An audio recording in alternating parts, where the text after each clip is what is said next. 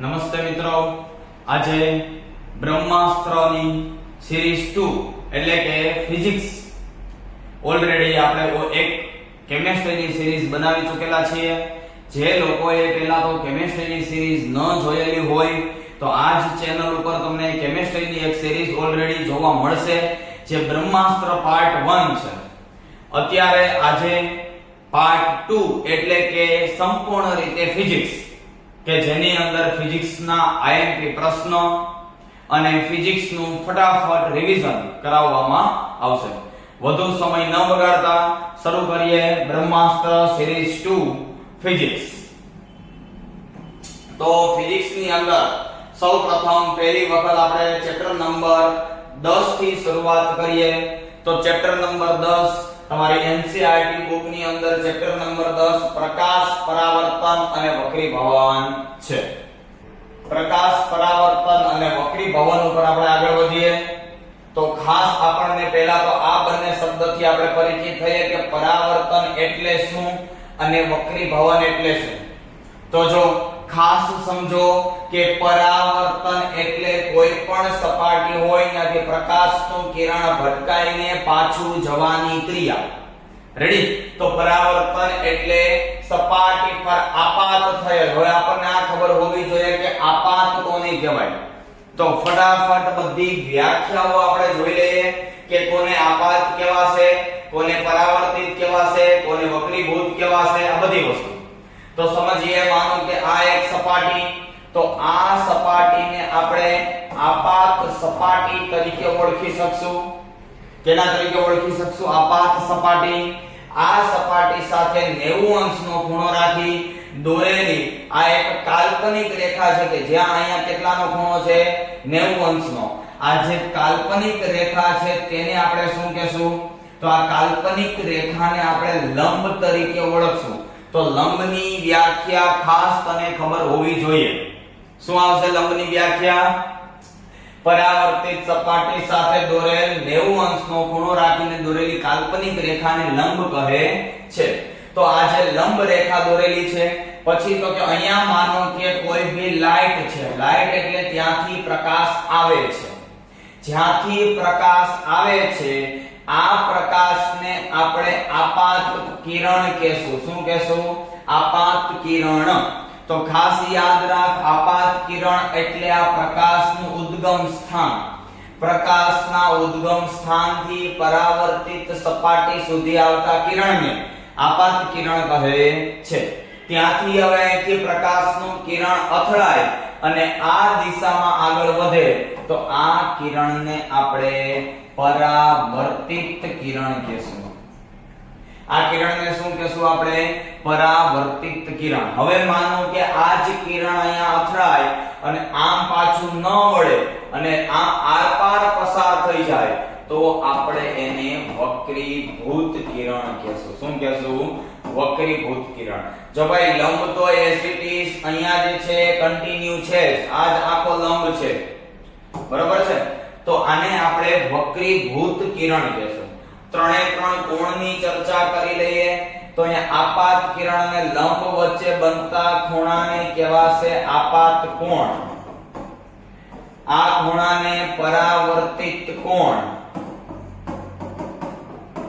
આ ખૂણાને આપણે શું કહેશું? વક્રીભૂત કોણ. એટલે તને ત્રણે ત્રણ ખૂણા ખબર હોવી જોઈએ. રેડી? ચાલો એનાથી આગળ વધીએ. અહીંયા જ્યાં આપણે પહોંચેલા હતા ત્યાંથી તો કે આ ઘટનાને પરાવર્તન કહે છે. એટલે પ્રકાશનું કિરણ ભટકાય અને પાછું જાય તો એને પરાવર્તન કહેવાય. રેડી? હવે એના નિયમની વાત કરીએ તો પહેલો નિયમ હંમેશા આપાત કોણ અને પરાવર્તિત કોણના મૂલ્ય સરખા હોય. તારી એનસીઈઆરટી બુક આની અંદર કંઈક બીજું કે છે, એવું કે છે આપાત કોણ અને પરાવર્તિત કોણના સાઈન મૂલ્ય સરખા હોય. એટલે સાઈન i અને સાઈન r સરખા હોય અને સાઈન i ના છેદમાં સાઈન r બરાબર એની અંદર અચળ અથવા તો 1 થશે. રેડી? તો આ પહેલો નિયમ એટલે આપાત કોણ અને પરાવર્તિત કોણ સરખા હોય. બીજો આપાત કિરણ પરાવર્તિત કિરણ. આપાત કિરણ પરાવર્તિત કિરણ આપાત બિંદુએ સપાટીને દોરેલા લંબની એક જ સમતલમાં હોય. હવે તને સમતલ એટલે ખબર હોવી જોઈએ. સમતલ એટલે સીધી સપાટી. તો આપાત કિરણ આમ આવશે તો પરાવર્તિત કિરણ એ જ દિશાની અંદર જશે. બરાબર?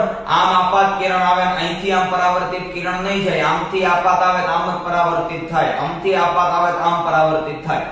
એટલે સમતલ એક સરખું રહેશે. આને રિલેટેડ એક પ્રશ્ન જે છે એ અલગ અલગ રીતે પૂછાય છે, જોઈએ. ચલો આને રિલેટેડ એક પ્રશ્ન પૂછાય. કેવો પ્રશ્ન તો એની ચર્ચા કરીએ. કે કોઈ એક દાખલા માટે આપાત કોણ આપી દીધો હોય કે ફોર એક્ઝામ્પલ તરીકે આપાત કોણ 40 હોય તો પ્રશ્નને ટ્વિસ્ટેડ કરે છે. પરાવર્તિત કિરણ અને અરીસા વચ્ચેનો ખૂણો મેળવો. પણ આપણે ત્યારે સમજીએ પરાવર્તિત કિરણ આવી જાય એટલે આપણે પરાવર્તિત કોણ જ સમજીએ. પણ અહીંયા કેની વાત કરેલી હોય કે આ લંબ અરીસો, આ લંબ અહીંથી આપાત કિરણ આવે છે એટલે આપાત કોણ 40 કીધો એટલે આ 40 કીધો છે. તો આ 90 હોય તો આ કેટલો થશે? 50. તો એનો મતલબ અહીંથી બીજો ખૂણો જે પસાર થાય આ 40 હોય. આ પરાવર્તિત કિરણ છે. આપણને કેની વચ્ચેનો ખૂણો કીધો છે? પરાવર્તિત કિરણ અને અરીસા વચ્ચે. એટલે આપણને આ ખૂણો કીધો છે આ. એટલે આ ખૂણો કેટલો થશે? 50. ઘણા બધા લોકો આની અંદર એવું વિચારે કે આપાત કોણ બરાબર પરાવર્તિત કોણ એમ કરીને આને 40 લખી વયા. એટલે ખાસ સમજજો કે એ પરાવર્તિત કિરણ અને અરીસા વચ્ચે કીધું હોય તો આ આવશે પરાવર્તિત કોણ કીધો હોય તો જ આ ખૂણો આવશે. રેડી? એનાથી આગળ વધીએ તો પરાવર્તનના બે પ્રકાર છે, નિયમિત અને અનિયમિત. નિયમિત પરાવર્તનમાં શું થશે તો કે બધા જેટલા સમાંતર આવે બધા સમાંતર પરાવર્તન થઈને જાય. અને અનિયમિતની અંદર શું થશે? સમાંતર આવે છે પરંતુ પરાવર્તન થઈને અસમાંતર રીતે આગળ વધે. એટલે આપાત કોણય એટલે કે આપાત કિરણય સમાંતર અને પરાવર્તિત કિરણ પણ સમાંતર એટલે એક જ દિશામાંથી આવે તો એને આપણે શું કહેશું? નિયમિત પરાવર્તન. એટલે ખાસ યાદ રાખવાનું સમાંતર કિરણ. અહીંયા જે છે શું યાદ રાખવાનું? સમાંતર કિરણ આવે છે પણ જાય ત્યારે જુદી જુદી દિશામાં જાય. અહીંયા શું છે? બધા એક જ દિશામાંથી આવે, એક જ દિશામાં જાય. અહીંયા શું છે? બધા એક જ દિશામાંથી આવે છે પણ જાય છે અલગ અલગ. પણ આમાંથી એક ટ્વિસ્ટ ક્વેશ્ચન પૂછાઈ શકે કે લીસી અને ખડબચડી બંને સપાટી પરાવર્તનના નિયમનું પાલન કરે તો યાદ રાખ કે સપાટી ચાહે ગમે તેવી હોય પણ એ પરાવર્તનના નિયમનું પાલન કરશે ને કરશે. એ પછી લીસી હોય, ખડબચડી હોય, કોઈ બી હોઈ શકે. તો અહીંયા જે છે આના એક્ઝામ્પલમાં લીસી વસ્તુ આવશે, આના એક્ઝામ્પલની અંદર ખડબચડી વસ્તુ આવશે. રેડી? ઘણી બધી જગ્યાએ આને રિલેટેડ ક્વેશ્ચન એવો પણ પૂછાય છે કે અરીસામાં અને વક્ર અરીસામાં કયા કયા પ્રકારનું પરાવર્તન જોવા મળે. તો યાદ રાખ સમતલ અરીસો હશે તો નિયમિત, પણ વક્ર અરીસો હશે તો જો આ દિશામાં જશે ને અહીંથી આ દિશામાં જશે એટલે આને અનિયમિત કહેવાય. કેમ કે નિયમિતની વ્યાખ્યા શું કહે છે? બધાય એક જ દિશામાં જવા જોઈએ. અહીંયા જતા નથી. આની દિશા આ છે અને આની દિશા આ છે. તો નિયમિત અને અનિયમિતની અંદર આટલો ફેરફાર જોવા મળશે. સેમ એવી જ રીતની અંદર વક્રીભવનની અંદર પણ લેન્સની અંદર અનિયમિત વક્રીભવન થશે. અનિયમિત વક્રીભવન ક્યાંય આપણી બુકમાં શબ્દ નથી પણ છતાં આપણા ધ્યાનમાં રહીએ. એનાથી આગળ વાત કરીએ અરીસો. તો પરાવર્તન હંમેશા અરીસાની અંદર જ થાય કેમ કે અરીસાની સપાટી ચળકતી હોય. લેન્સની અંદર કે કાચની અંદર પરાવર્તન ન થાય, એની અંદર વક્રીભવન થાય. તો અહીંયા જે છે અરીસામાં બે પ્રકાર, સમતલ અરીસો અને વક્ર અરીસો. 2 કે 3 માર્કમાં મોસ્ટ આઈએમપી ક્વેશ્ચન સમતલ અરીસાના પ્રતિબિંબની લાક્ષણિકતા. તો સમતલ અરીસો કોને કહેવાય? તો કે એની પરાવર્તક સપાટી કેવી હોય? લીસી. વક્ર અરીસો તેની પરાવર્તક સપાટી લીસી હોતી નથી. એ કેવી હોય છે? વક્ર હોય છે. કેવી? વક્ર મતલબ કે વળેલી. સમતલ હોતી નથી. આમાં ચળકતી અને સમતલ. અહીંયા ચળકતી અને વક્ર. એટલે આ અરીસો દોરવો હોય તો આપણે આમ દોરી શકીએ. આ અરીસો દોરવો હોય તો આપણે આવી રીતના દોરી શકીએ. રેડી? ચાલો એનાથી આગળ પ્રતિબિંબની ખાસિયત. તો આની પ્રતિબિંબ એટલે કે વક્ર અરીસામાં સમતલ અરીસામાં પ્રતિબિંબ કેવા મળશે? તો એક તો આભાસી ચતુર અને વસ્તુના પરિણામ જેટલું જ, એટલે વસ્તુ જેવડું જ. આપણે સામાન્ય અરીસાની સામે ઊભા હોય આપણે જેવડા હોય એવડા દેખાય. જો એવડા ન દેખાય તો સમજી જવાનું કે અરીસો વક્ર અરીસો છે. પ્રતિબિંબ અરીસાની પાછળ, એટલે આપણે અવારનવાર જોયેલું છે અરીસાની સામે આપણે ઊભા હોય તો આપણું પ્રતિબિંબ એ જ અરીસાની પાછળ દેખાય છે. અને વસ્તુ જેટલા જ અંતરે મળે, જેમ આપણે દૂર જાય એમ આપણું પ્રતિબિંબ પણ અરીસાથી દૂર જતું છે. આને રિલેટેડ પણ એક ક્વેશ્ચન પૂછાય છે કે કોઈ એક વ્યક્તિ સમતલ અરીસાથી 40 મીટર દૂર છે તો વ્યક્તિ અને પ્રતિબિંબ વચ્ચેનું અંતર મેળવો. કેટલું થશે? 80. કેવી રીતે? તો કે વ્યક્તિ અહીંયા અરીસો છે, વ્યક્તિ અહીંયા છે, તો આ 40 થયું, તો એનું પ્રતિબિંબ પાછું જેટલું આ બહાર એટલું આ અંદર, એટલે બીજું 40 આ થશે. આપણને શું પૂછ્યું છે? વ્યક્તિ અને પ્રતિબિંબ વચ્ચેનું અંતર, તો કેટલું થશે? 80. રેડી? તો આવા ક્વેશ્ચન ની અંદર ખાસ ભૂલ ન કરતા. ઘણા બધા લોકો એવું સમજે છે કે અરીસાથી આપણે આટલા દૂર છીએ તો પ્રતિબિંબ પણ એટલું દૂર હશે, પણ એવી રીતના સમજવાનું નથી. એનાથી આગળ વાત કરીએ તો કે પ્રતિબિંબ ડાબી જમણી બાજુ ઉલટાયેલી હોય. ડાબી જમણી બાજુ ઉલટાયેલી બોલે તો ડાબો હાથ તમે ઊંચો કરશો તો સામે પ્રતિબિંબ તમને જમણો હાથ ઊંચો કરીને બતાવશે. તો ડાબી જમણી બાજુ કેવી છે? ઉલટાયેલી હોય છે. ઉપયોગ ક્યાં થાય? તો દર્પણ. દર્પણ એટલે શું? દર્પણ એટલે અરીસો, બરાબર? એના પછી પેરિસ્કોપ. તમે બધાએ પેરિસ્કોપ અને કેલિડોસ્કોપ જોયેલું હોય, રાઈટ? ન જોયેલું હોય તો આમાં જેટલા ફોટોસ નો ઉપયોગ થશે એ છેલ્લે તમને એક વખત બતાવી દઈશ. પેરિસ્કોપ અને કેલિડોસ્કોપ. એનાથી આગળ વાત કરીએ તો આમાંથી કોઈ પણ એક પ્રશ્ન આવે ને આવે જ. પછી એ પ્રશ્ન 3 માર્કનો સમતલ અરીસાની લાક્ષણિકતા હોય તોય ભલે, 1 માર્કની અંદર તમને આ બતાવ્યું એવો ક્વેશ્ચન હોય તોય ભલે, અને એને રિલેટેડ 1 માર્કની અંદર સમતલ અરીસાના ઉપયોગ પણ હોઈ શકે છે. રેડી? ચાલો સમતલ અરીસા પછી વાત કરીએ વક્ર અરીસા. તો વક્ર અરીસાની અંદર બે અરીસા, અંતર્ગોળ બહિર્ગોળ, ચળકતી સપાટી અંદરની બાજુ વળેલી તો અંતર્ગોળ, ચળકતી સપાટી બહારની બાજુ વળેલી તો બહિર્ગોળ. જોતા જઈએ તો વક્ર અરીસામાં પરાવર્તક સપાટી અંદરની બાજુ, અહીંયા પરાવર્તક સપાટી બહારની બાજુ. બીજું, જ્યારે સમાંતર કિરણો આપાત કરવામાં આવે ત્યારે તે પરાવર્તન પામીને કેન્દ્રિત થાય. કેની અંદર? તો કે અંતર્ગોળની અંદર. એ પોઈન્ટ તમે એડ કરી શકો કે અંતર્ગોળની અંદર શું થાય? આ અંતર્ગોળ અહીંથી જ્યારે સમાંતર કિરણો મોકલવામાં આવે તો ત્યારે એ કિરણો પરાવર્તન પામી અને કોઈ એક જગ્યાએ કેન્દ્રિત થાય. અને જો આ જ વસ્તુ બહિર્ગોળની અંદર કરવામાં આવે, સમાંતર કિરણો મોકલવામાં આવે તો તે પરાવર્તન પામી અને શું થાય છે? વિકેન્દ્રિત થાય છે. રેડી? એનાથી આગળ વાત કરીએ તો સમજીએ ક્યાં એનો ઉપયોગ થાય. તો ઉપયોગ પણ બંનેના ખૂબ અગત્યના છે. ટોર્ચ, સર્ચ લાઇટ, પછી તો કે પરાવર્તક તરીકે, દાઢી કરવાના કાચ તરીકે, દાંતના ડોક્ટર દવાખાનામાં દાંતનો સડો જોવા માટે આવી બધી જગ્યાએ એનો ઉપયોગ કરે. આની અંદર પણ જે છે અલગ અલગ જગ્યાએ સાઇડ ગ્લાસ તરીકે, ઘણી બધી જગ્યાએ તમે ટ્રાફિકની અંદર ખૂણો હોય ત્યાં તમે અતિશય વળાંક વાળો રસ્તો જ્યાં હોય ત્યાં બહિર્ગોળ અરીસો તમે ઘણી બધી વખત જોયેલો છે. એનાથી આગળ વાત કરીએ તો કે અરીસાની અંદરના બે સૂત્ર, અરીસાનું સૂત્ર અને અરીસાના પ્રતિબિંબની મોટવણી. તો એ બંને પણ ખાસ ધ્યાનમાં રાખવા. 1 માર્કની અંદર જરૂરી છે. ફાસ્ટ રિવિઝન ની અંદરના સૂત્ર જે છે એમના દાખલા આપણે કરવાના નથી. કોઈને પણ ક્યાંય પણ દાખલા કરવા હોય તો ખાસ આમાં માત્ર સ્વાધ્યાયના જ દાખલા કરવા, બીજા કોઈ એક્સ્ટ્રા દાખલા કરવા નહીં, કેમ કે સ્વાધ્યાયના દાખલાની અંદર બધા દાખલાનો સમાવેશ થઈ જાય છે. આગળ વધીએ.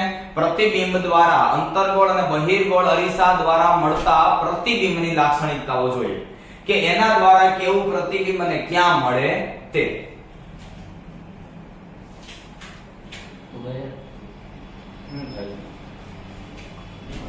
બ્રાઇટનેસ અને બ્રાઇટલી લાઈક બ્રાઇટલી ના તો નહીં તો ઓટો મોડ ની અંદર આમાંથી ખાલી પુશ કર દે, સ્ટોપ નહીં, પુશ.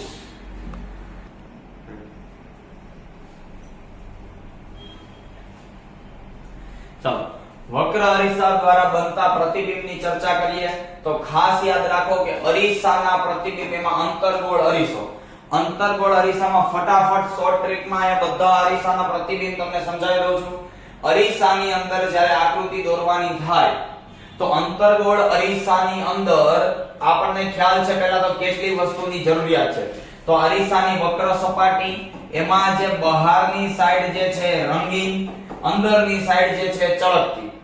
અરીસા ઉપર આવેલું મધ્ય બિંદુ કે જે P તરીકે ઓળખાશે. આ મધ્ય બિંદુ અને તમે જે અરીસો દોરેલ છે એ અરીસો દોરતી વખતે તમે પરિકરનો ઉપયોગ કર્યો હોય તો એ પરિકરની અણી તમે જ્યાં રાખી એને તમારે નામ આપી દેવાનું વક્રતા કેન્દ્ર C. રેડી? અને વક્રતા કેન્દ્ર C એને આપણે પરિકરની અણી તરીકે ઓળખીએ. C અને P માંથી પસાર થતી, કેમાંથી પસાર થતી? C અને P માંથી પસાર થતી આવી એક રેખા કે જેને આપણે શું કહેશું? અક્ષ તરીકે ઓળખશું. કેના તરીકે ઓળખશું? અક્ષ તરીકે. હવે તો કે C અને P નું સેન્ટર લઈ લેવાનું આપણે F. અને ખાસ યાદ રાખજે હંમેશા સેન્ટર હશે. F થી P એને કહેવાય સ્મોલ f, C થી P એને કહેવાય r. R અને F, R હંમેશા કેટલું હશે તો કે 2f જેટલું. એટલે બે વાર f f ભેગા થાય એટલે એક વખત r બને. પણ આ માત્ર ને માત્ર અરીસા માટે જ સાચું છે. લેન્સ માટે આવું થશે નહીં. એટલે તમને 1 માર્કમાં પૂછાય કે r 2f કેના માટે સાચું છે? તો આ માત્ર વક્ર અરીસા માટે સાચું છે. રેડી? હવે પ્રશ્ન એ થાય કે સર આ અરીસાને હજી આમ સીધો કરવો હોય તો જો આને તમે સીધો કરો તો એ સમતલ અરીસો બને. અને સમતલ અરીસો બનાવવા માટે તમારે જેમ તમે પરિકરની અંદર ત્રિજ્યા મોટી રાખશો ને એનો અરીસો સીધો બનશે. હવે માનો તમે આ પરિકરની અણીને અનંત અંતરે જવા દીધી તો આ અરીસો એક્ઝેક્ટ સીધો બનશે. તો જ્યારે તમને પૂછાય કે સમતલ અરીસા માટે, કેના માટે? સમતલ અરીસા માટે શું? તો કે એની કેન્દ્ર લંબાઈ પૂછાય અથવા તો વક્રતા ત્રિજ્યા પૂછાય તો સમતલ અરીસા માટે એ અનંત હશે. કેવી હશે? અનંત. એટલે ગમે એટલી લાંબી હોઈ શકે છે. હવે તો કે વસ્તુને ખાસ ધ્યાન રાખીને આ સમજજે કે તારે જેટલી આકૃતિ દોરવાની છે એમાં તારે વસ્તુને જ્યાં તને રાખવાની કીધી હોય ત્યાં મૂકી દેવાની. ધારો કે આપણને રકમમાં કીધેલું છે કે વસ્તુ C અને F ની વચ્ચે, તો અહીં C અને F ની વચ્ચે વસ્તુ મૂકી. બે જ નિયમ એપ્લાય કરાવવાના. એક તારે સમાંતર મોકલવાનું અને તને આટલી તો ખબર હોવી જ જોઈએ 10મું પૂરું થઈ ગયું. જે સમાંતર જાય ને ભટકાઈને F માંથી પાછું આવે અને જે F માંથી જાય ને ભટકાઈને સમાંતર પાછું આવે અને જે C માંથી જાય ને એ પાછું C માંથી જ આવે. એટલે આ પણ 1 માર્કમાં પૂછાય કે અરીસાના કયા બિંદુમાંથી નીકળતો પ્રકાશનું કિરણ પરાવર્તન પામીને પણ તે જ બિંદુમાંથી નીકળશે તો એ C માંથી ગયું હોય C માંથી નીકળે. રેડી? તો આ સમાંતર ગયું છે તો F માંથી પરાવર્તન થઈને પાછું નીકળશે. રેડી? એનાથી આગળ તો કે બીજું તારે ફરજિયાત આંખ વીંચીને F માંથી ન જવા દેવાનું. જે તે F માંથી જવા દીધું. આપણે અહીંયા સ્કેલનો ઉપયોગ કરેલો નથી, નહીતર આ જે છે આ કિરણ મારે છે ત્રાસું થઈ ગયું. અહીંયા જે છે એ છે એટલે અહીંયા આપણને વસ્તુનું પ્રતિબિંબ મળ્યું. હવે પ્રતિબિંબ વિશે લખી નાખવાનું. કાંઈ કરવાનું નહીં. અરીસાની અંતર્ગોળ અરીસાની 6 આકૃતિમાં એક જ વસ્તુ શું? એક સમાંતર અને એક F માંથી જ્યાં છેદે ત્યાં પ્રતિબિંબ દોર નાખવાનું. કામ પૂરું. બીજું, હંમેશા જે ઉલટું છે ને એ જ પ્રતિબિંબ વાસ્તવિક હશે. ઉલટું છે એ જ પ્રતિબિંબ કેવું હશે? વાસ્તવિક. તો આવી આકૃતિના આધારે આપણે આખું કોષ્ટક તૈયાર કરેલું છે જે ઓલરેડી તમને બુકની અંદર આપેલું પણ છે અને અહીંયા પણ હું બતાવું છું. તો જ્યારે પ્રતિબિંબ જે છે વક્ર અરીસા માટે મેળવવામાં આવે તો કઈ જગ્યાએ અને કેવું પ્રતિબિંબ મળે એને રિલેટેડ વસ્તુ છે. ખાસ આ સમજી લેવી, આકૃતિ દોરી લેવી. આ ટોટલ આકૃતિ તો કે 6 અંતર્ગોળ અરીસાની, 2 બહિર્ગોળ અરીસાની એટલે 6 ને 2 8 અને એવી જ 8 લેન્સની 16 આકૃતિમાંથી એક આકૃતિ તો હોય અને હોય જ. આને કિરણાકૃતિ કહેવાય. એટલે કિરણાકૃતિ હંમેશા સ્કેલનો ઉપયોગ કરીને જ દોરવી. ચાલો, તો આટલી આકૃતિ પૂરી થઈ. હવે એનાથી આગળ વધીએ તો કે આ વસ્તુ આપણને કેના માટે આપેલી છે? લેન્સ માટે આપેલી છે. કેના માટે આપેલી છે? લેન્સ માટે. પણ પહેલા આપણને લેન્સ એટલે શું એ ખબર હોવી જોઈએ. તો લેન્સ એટલે શું છે તો એના વિશે અહીંયા આગળ વધીએ કે વક્રીભવન થાય તો પરાવર્તનની હારે હવે વક્રીભવન. તો વક્રીભવન એટલે શું? કે કોઈ પણ પ્રકાશનું કિરણ અહીંયા આવી અને વળીને આગળ વધે. વળીને આગળ વધે એટલે વળે છે શું કામ? એને તો કે એનો વેગ બદલે છે. અને વેગ શું કામ એને બદલે છે? તો કે માધ્યમ પાતળું અને ઘાટું માધ્યમ છે.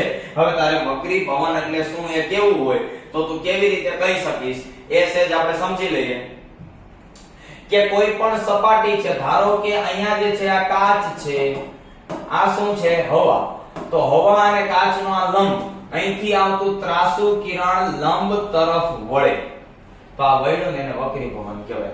એટલે પાતળામાંથી ઘાટા માધ્યમમાં એટલે કે બે માધ્યમને અલગ કરતી સપાટી પર આપાત થતું પ્રકાશનું ત્રાસુ કિરણ લંબ તરફ, એટલે જો આમાં લંબ તરફ ગયું છે, અધરવાઇઝ લંબથી દૂર જાય, લંબ તરફ કે લંબથી દૂર જવાની ઘટનાને વક્રીભવન કહેવાય છે.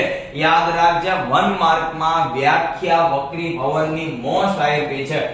વક્રીભવનની વ્યાખ્યા પૂછાઈ શકે તો શું લખવાનું થાય? બે માધ્યમને અલગ કરતી સપાટી પર આપાત થતું ત્રાસુ કિરણ. યાદ રાખજે, ત્રાસુ જ આપાત કરાવવાનું છે, સીધું કરાવીશ તો સીધે સીધું વહી જશે. રેડી?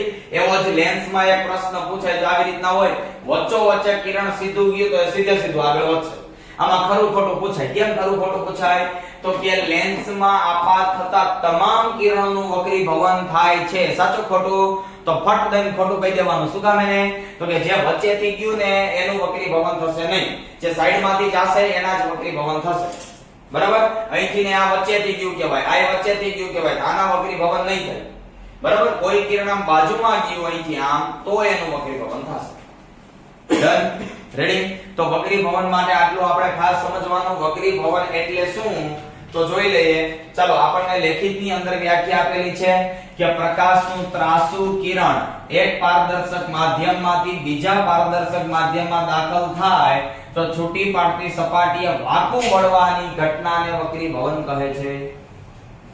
તો જ્યારે કિરણ વાંકું વળે ત્યારે એને વક્રીભવન કહેવાય. અને એ કેની અંદર થાય? તો કે એ કાચની અંદર, સ્લેબની અંદર, પ્રિઝમની અંદર, પાણીની અંદર.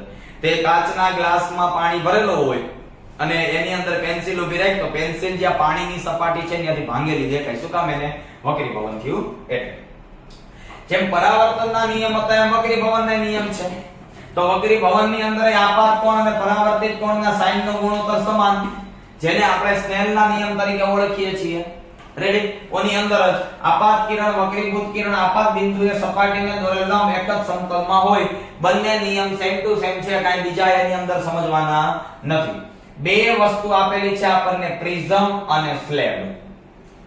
પ્રિઝમ અને સ્લેબ. તો સ્લેબની અંદર સમજીએ. પહેલા આપણે સ્લેબ આખું કમ્પ્લીટ કરી લઈએ કે સ્લેબ કોને કહેવાય. તો જો, તો કે પ્રકાશના કિરણના પાતળા પારદર્શક માધ્યમમાંથી ઘટ માધ્યમમાં જાય ત્યારે લંબ તરફ અને ઘટ માધ્યમમાંથી પાતળા માધ્યમમાં જાય ત્યારે લંબથી દૂર. એટલે સમજો કે અહીંયા જે છે એ આવી રીતના સપાટી, આ બાજુ કાચ હોય અને આ બાજુ હવા હોય, તો હવા પાતળું માધ્યમ છે, આ કેવું છે? ઘટ માધ્યમ. એટલે અહીંયા જે છે આ 90 અંશનો લંબ, અહીંથી કિરણ આમ આવતું હોય, જો આ પાતળું ઘાટું ન હોત તો આ કિરણ આમ આગળ વધત. બરાબર? પણ પાતળું ઘાટું છે એટલે એ કિરણ એમ આગળ વધતું નથી, પાતળામાંથી ઘટમાં જાય એટલે લંબ તરફ વળે છે. જો આ બે ઊંધું થઈ જાય, ઘટમાંથી પાતળું થઈ જાય તો લંબથી દૂર જાય. જાવું જોઈએ એના કરતા નજીક કે દૂર જાય, આને જ વક્રીભવન કહેવાય. ડન? ચાલો, એનાથી આગળ વધીએ. કાચનો સ્લેબ જ આખો સમજી લઈએ, આપણને ખ્યાલ આવી જાય કે કાચનો સ્લેબ આવી રીતના આખો કાચનો શું છે? સ્લેબ છે.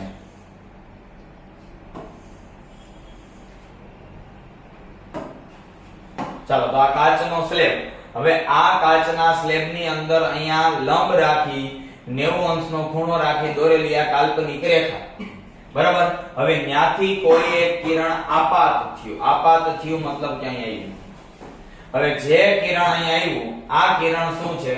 તો કે અહીંથી જે કિરણ આપાત થયું એ કિરણ હવે પાતળા માધ્યમ, અહીંયા હવા છે એટલે પાતળું માધ્યમ છે, અહીંયા કાચ છે એટલે આ ઘટ માધ્યમ છે, પાછી અહીં હવા આવી ગઈ એટલે પાછું પાતળું માધ્યમ આવી ગયું. તો પાતળામાંથી ઘટની અંદર જાય એટલે આ કિરણ જાવું જોઈએ આમ, પણ એમ જાતું નથી. શા માટે એમ નથી જાતું? તો એ પણ આપણને ખબર હોવી જોઈએ. શું કામ એમ નથી જાતું? તો કે લંબની અંદર પાતળામાંથી ઘટમાં જાય તો લંબ તરફ વળે, એટલે કિરણ આવી રીતના અહીંથી આમ વળે છે. રેડી? હવે તો કે હવે આ કિરણ અહીંથી આમ સીધે સીધું જવું જોઈએ, પણ એ કિરણ સીધે સીધું જાતું નથી. શું કામ એ નથી જાતું? તો આ કિરણ એટલા માટે સીધું નથી જાતું, આવી રીતના જાવું જોઈએ પણ જાતું નથી. શા માટે? તો કે અહીંયા પાછો એક હજી એક લંબ હોય કે નહીં લંબ? હવે તો કે આ ઘટમાંથી પાતળામાં જાય છે. અહીંયા ઘટ છે, ઘટમાંથી ક્યાં જાય? પાતળામાં. તો ઘટમાંથી પાતળામાં જાય ત્યારે લંબથી દૂર જાય. તો એ કિરણ લંબથી દૂર ક્યાં જશે? લંબથી દૂર એટલે અહીંથી એ કિરણ આમ જશે. એનો મતલબ કે આ કિરણ અહીંથી આમ જશે, આ કિરણ અહીંથી આમ જશે. અહીંથી આમ આવ્યું એ જ દિશા એની જ છે, ખાલી અહીંયા જવાને બદલે અહીંયા જાય છે. એટલે આટલું એ કિરણ ખસી જાય છે. આ જે ખસે એને જ પાર્શ્વીય સ્થાનાંતર કહેવાય. આ પ્રશ્ન તને લેટરલ શિફ્ટ ના નામે પણ પૂછાય, તો ખાસ યાદ રાખજે. મોસ્ટ આઈએમપી ક્વેશ્ચન છે. કેવી રીતના દર્શાવવાનું એ બધું ટેક્સ્ટ બુક ની અંદર તમને ઓલરેડી નામ નિર્દેશિત આકૃતિ અને સમજાવેલું છે. રેડી? ચાલો એનાથી આગળ વધીએ. તો આ આખે આખું તમને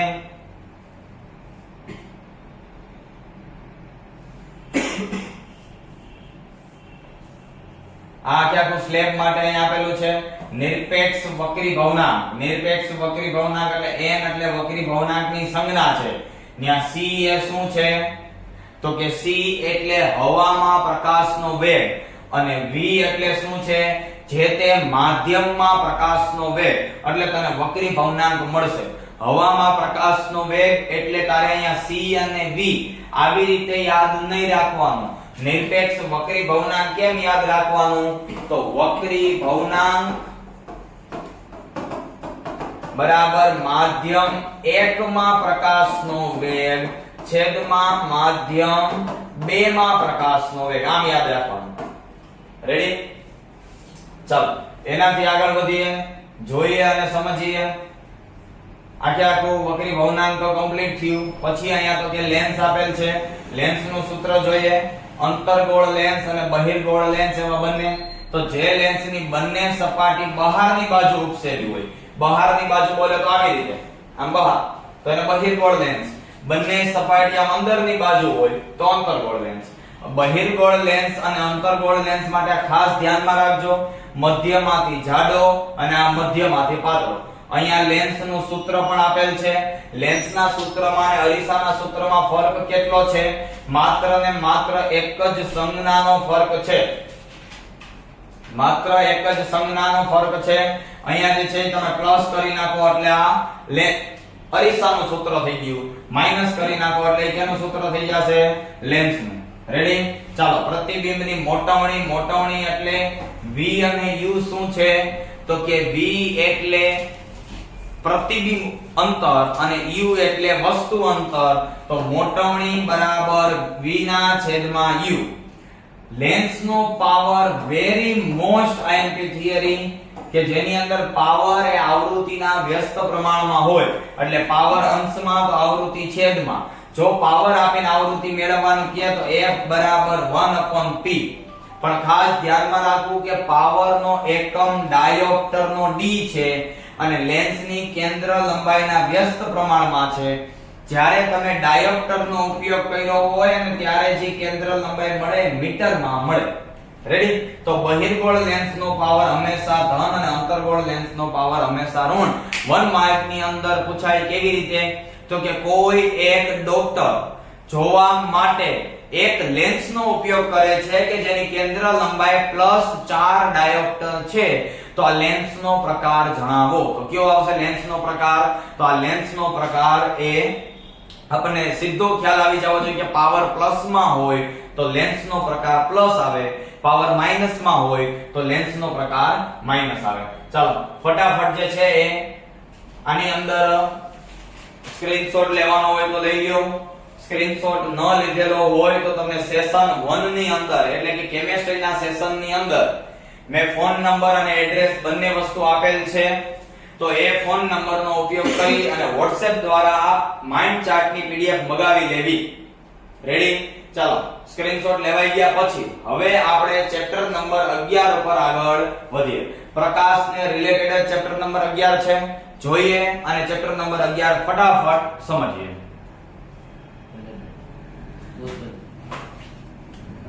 ગ્રાફ કયા કરાવે તો હે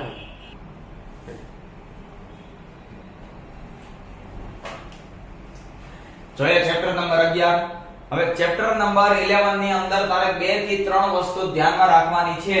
એક તો કે આંખ અને એક તો કે ઘટના. બસ બીજું કાઈ નહીં. એક કુદરતી ઘટના અને એક આંખ. આ બે વસ્તુ ભણ એટલે ચેપ્ટર નંબર 11 આખું કમ્પ્લીટ થઈ જાય. આંખથી શરૂઆત કરીએ તો પહેલો જ પ્રશ્ન મોસ્ટ આઈએમપી ક્વેશ્ચન છે આંખનું કદ. પહેલો જ ક્વેશ્ચન આપણને પૂછાય કેવો ક્વેશ્ચન છે તો કે આંખની સાઈઝ તો નેત્રમણીની વ્યાસ, નેત્રમણીનો વ્યાસ કેટલો છે 2.3 સેન્ટીમીટર. ઘણા બધા લોકો પ્રદર્શન કરતા હોય આવો જ એકમની અંદર મીટર આપ્યું હોય તો મીટર લખી નાખે, 2.5 મીટરની આંખ કરી નાખે તો 2.3 સેન્ટીમીટર આવશે. ખાસ ધ્યાનમાં લ્યો આ જ પ્રશ્ન ટ્વિસ્ટ કરીને પૂછાય. કેવી રીતે ટ્વિસ્ટ કરીને તો સમજો કે આપણી આંખની અંદર એટલે કે સૌથી બહારનું લેયર અને સૌથી પાછળનું લેયર એટલે સૌથી બહારનું લેયર જે છે નેત્રમણી છે, સૌથી પાછળનું લેયર નેત્રપટલ છે. તો એવું પૂછાય નેત્રમણી અને નેત્રપટલ વચ્ચેનું અંતર કેટલું તો પણ 2.3 સેન્ટીમીટર આવશે. માનવ આંખની વ્યાસ પૂછાય તો પણ 2.3 સેન્ટીમીટર આવશે. આંખમાંથી આગળ વધીએ. આંખમાં ઘણા બધા અંગ છે તો આંખની અંદર રચના જો ખાસ સમજે મોસ્ટ ઇમ્પોર્ટન્ટ ક્વેશ્ચન છે. આંખમાંથી 3-4 અંગ. આંખની અંદર એવો પ્રશ્ન પૂછાય આંખની નામ નિર્દેશિત આકૃતિ દોરી અને તેની અંદર કોઈ પણ 3 ઘટક સમજાવો. આ આકૃતિ આપણને બુકની અંદર આપેલી છે. ઘટક સીધા સમજીએ તો કે પારદર્શક પટલ એટલે કે જે આંખમાં સૌથી બહાર દેખાય છે. 1 માર્કમાં પૂછાય કે આંખમાં પ્રકાશ ક્યાંથી પ્રવેશે છે તો પારદર્શક પટલમાંથી. બરાબર. તો પ્રકાશનું વક્રીભવન ક્યાંથી ચાલુ થાય તો એની અંદર આવશે કોર્નિયા. કોર્નિયા ઈ જ પારદર્શક પટલ અને એને આપણે મતલબ કે કોર્નિયા તરીકે ઓળખી શકીએ. કનિનિકા પટલ. જો તું યાદ રાખજે દોસ્ત કે આની અંદર ઘણા બધા શબ્દ ઇંગ્લિશમાં જ આપેલા હશે એટલે મેં અહીંયા જે છે તમને ગુજરાતી અને ઇંગ્લિશ બંને શબ્દ લખીને આપ્યા છે. તો અહીંયા જે કનિનિકાનો મતલબ થાય આઈરિસ કે કીકીને નાની મોટી કરે. ખાસ કન્ફ્યુઝ થાઈસ તું કે કીકીને નાની મોટી કોણ કરશે કનિનિકા અને એનાથી આગળ અહીંયા નેત્રમણીને નાની મોટી કોણ કરશે તો કે સિલિયરી સ્નાયુ. નેત્રમણીને નાની મોટી કરવાનું કામ કોણ કરશે સિલિયરી સ્નાયુ. હવે કનિનિકાથી શું થાય તો કે કનિનિકાથી આંખમાં કેટલો પ્રકાશ પ્રવેશવા દેવો તે નક્કી થાય. જો એ કનિનિકા એકદમ મોટી થઈ જાય તો પ્રકાશ વધુ પ્રવેશી શકે અને કનિનિકા નાની થઈ જાય તો પ્રકાશ ઓછો. આમાં પણ એક પ્રશ્ન પૂછાય કે અંધારિયા ઓરડામાં કનિનિકાની લંબાઈ કેવી હોય છે તો અંધારિયો ઓરડો પ્રકાશને ઓછો અને આંખની અંદર વધારે પ્રવેશવા દેવો પડે. એટલે અંધારું હોય ત્યારે કનિનિકા મોટી હોય, ફૂલ અજવાળું હોય ત્યારે કનિનિકા નાની હોય. યાદ કેમ રાખવાનું? યાદ રાખવાનું સૂર્ય સામો જોઈએ તો આંખ મીચાઈ જાય, પ્રકાશ વધે તો કનિનિકા નાની થઈ જાય. બરાબર. આગળ વધીએ કે છે આંખમાં પ્રવેશતા પ્રકાશનું નિયંત્રણ કરે. કેટલો પ્રકાશ પ્રવેશવા દેવો કેટલો ન પ્રવેશવા દેવો એનું નિયંત્રણ કરે અને આંખનો રંગ નક્કી કરે. બરાબર. હમણાં જે છે ઘણા બધા સેલિબ્રિટીઓ આંખમાં કલર કરાવતા હોય, પેલા લેન્સ પહેરતા હોય તો લેન્સ શું છે તો કે એની કનિનિકાની ઉપર એક કલર વાળું પટલ ચડાવી દે. બરાબર. તો એનાથી આગળ વધીએ તો કે કીકી કે જે આઈરિસની મધ્યમાં આવેલું છિદ્ર છે એકદમ વચ્ચે કાળું ટપકું દેખાય ને એને કીકી કહેવાય અને આઈરિસ વડે તે નાનું મોટું થઈ શકે છે અને આંખમાં પ્રવેશતા પ્રકાશનું નિયમન કરે છે. રેડી. તો કીકી એટલે કે કનિનિકાથી નાનું મોટું થાય અને એના કારણે આઈરિસ એટલે વચ્ચેની જગ્યા એ જગ્યા વધુ ઓછી થાય છે. એના પછી નેત્રમણી. એવો પ્રશ્ન પૂછાય આંખનો સૌથી અગત્યનો ઘટક તો નેત્રમણી. એમ પ્રશ્ન પૂછાય કે આંખના કોઈ પણ અગત્યના 3 ઘટક સમજાવો તો તારે 3 ઘટક સમજાવવાના. ક્યાં ક્યાં? સિલિયરી સ્નાયુ, નેત્રમણી અને નેત્રપટલ. ચાલો. નેત્રમણી તો પારદર્શક જેલી જેવા પદાર્થની બનેલી બહિર્ગોળ લેન્સ. આંખમાં અંદર કયો લેન્સ છે? બહિર્ગોળ લેન્સ. ખામી વખતે ખાસ ધ્યાન રાખજે, આંખમાં અંદર બહિર્ગોળ લેન્સ દોરવાનો છે, જેનાથી વસ્તુવાર ઉલટું પ્રતિબિંબ નેત્રપટલ પર જ પડે છે. તો અહીંયા ખાસ ધ્યાન રાખજે, વસ્તુનું કેવું પ્રતિબિંબ બને છે? ઉલટું, અને ઉલટું હોય હંમેશા કેવું હોય? આભાસી હોય છે. તો આપણી આંખ 1 માર્ક માટે કે આપણી આંખ ઉલટું અને આભાસી પ્રતિબિંબ મેળવી શકે છે. સિલિયરી સ્નાયુ કે જે શું કરશે? આ નેત્રમણીને જાડો પાતળો કરશે, એના કારણે નેત્રપટલ પર પ્રકાશ કેન્દ્રિત થાય છે. તો નેત્રમણી જાડો પાતળો કરવાની ક્રિયા કોણ કરશે? સિલિયરી સ્નાયુ લેન્સની જાડાઈમાં ફેરફાર કરશે અને એના કારણે નજીકની અને દૂરની વસ્તુનું પ્રતિબિંબ નેત્રપટલ પર પડશે. જો સિલિયરી સ્નાયુ પ્રોપર કામ નહીં કરે તો નેત્રમણી પ્રોપર જાડો પાતળો નહીં થાય, અને નેત્રમણી પ્રોપર જાડો પાતળો નહીં થાય તો પ્રતિબિંબ યોગ્ય જગ્યાએ નેત્રપટલ પર રચાશે નહીં, અને એના કારણે આંખની ખામી જોવા મળશે. એ આગળ જોશું. એના પછી નેત્રપટલ એટલે પડદો કે જે પ્રતિબિંબ રચે છે. તો જે આંખની અંદર પ્રતિબિંબ પડવા માટે જે પ્રકાશ રંગ સંવેદી કોષ ઉત્તેજિત થઈ વિદ્યુત સંકેત ઉત્પન્ન કરે છે.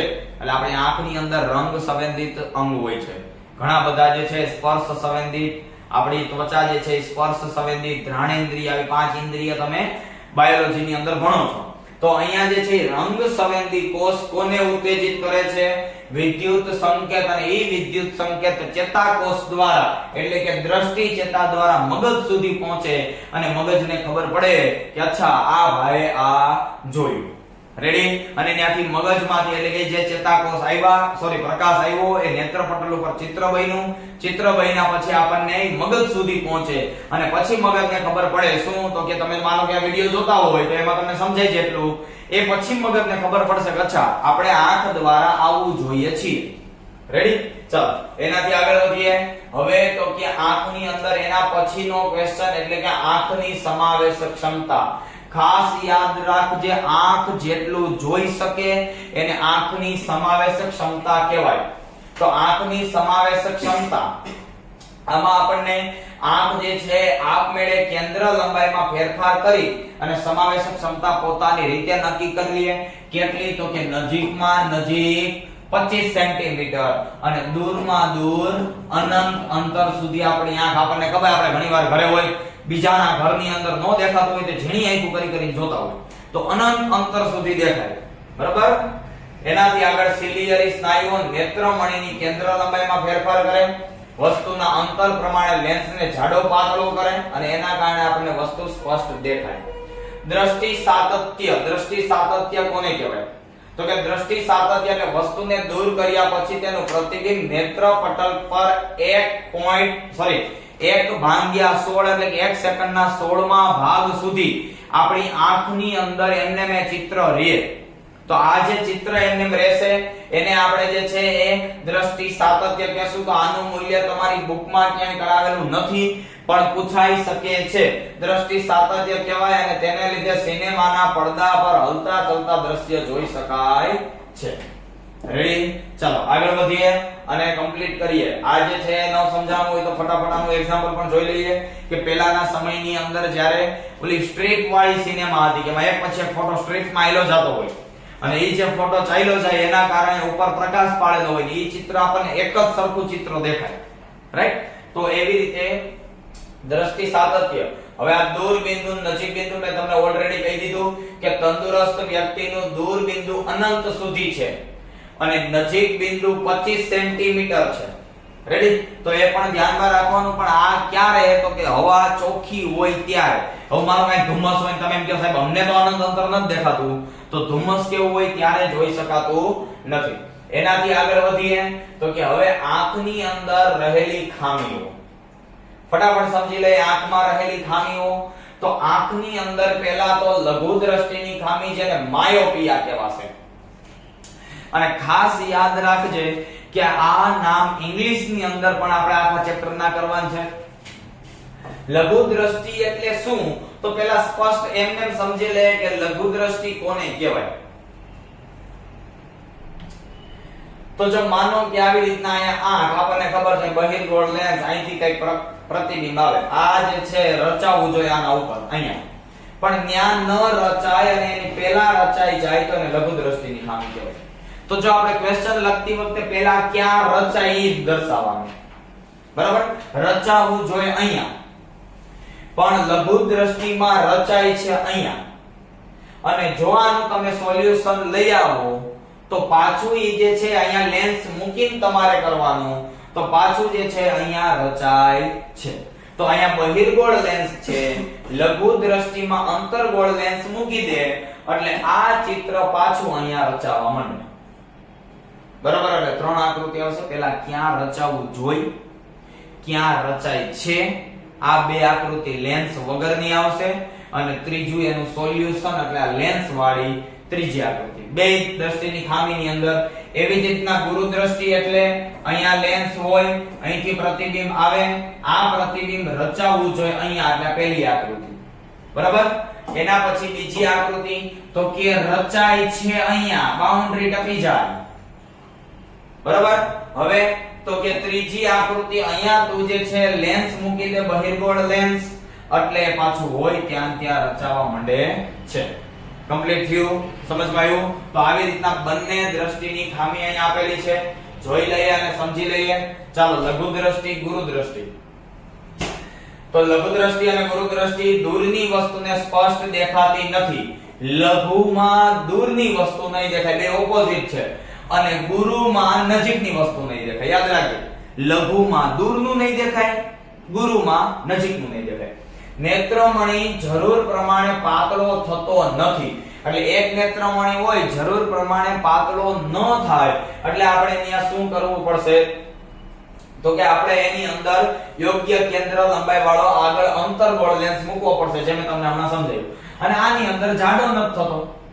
બરાબર, ગુરુ એટલે મોટું થાય, તો આમાં મોટો નથી થતો, અહીંયા લઘુ એટલે નાનું થાય, એમાં પાતળો નથી થતો. કારણ એક કે વધુ હોઈ શકે છે, અને એના કારણો ક્યાં ક્યાં તો એની વાત કરીએ. પણ એની પહેલા નેત્રપટલથી આગળ રચાય એટલે એની પહેલા, અને આમાં નેત્રપટલની પાછળ બાઉન્ડ્રી વટી જાય. પહેલું, દૂરબિંદુ અનંત અંતરથી નજીક આવે. વાસ્તવમાં દૂરબિંદુ ક્યાં હોવું જોઈએ? અનંત અંતરે.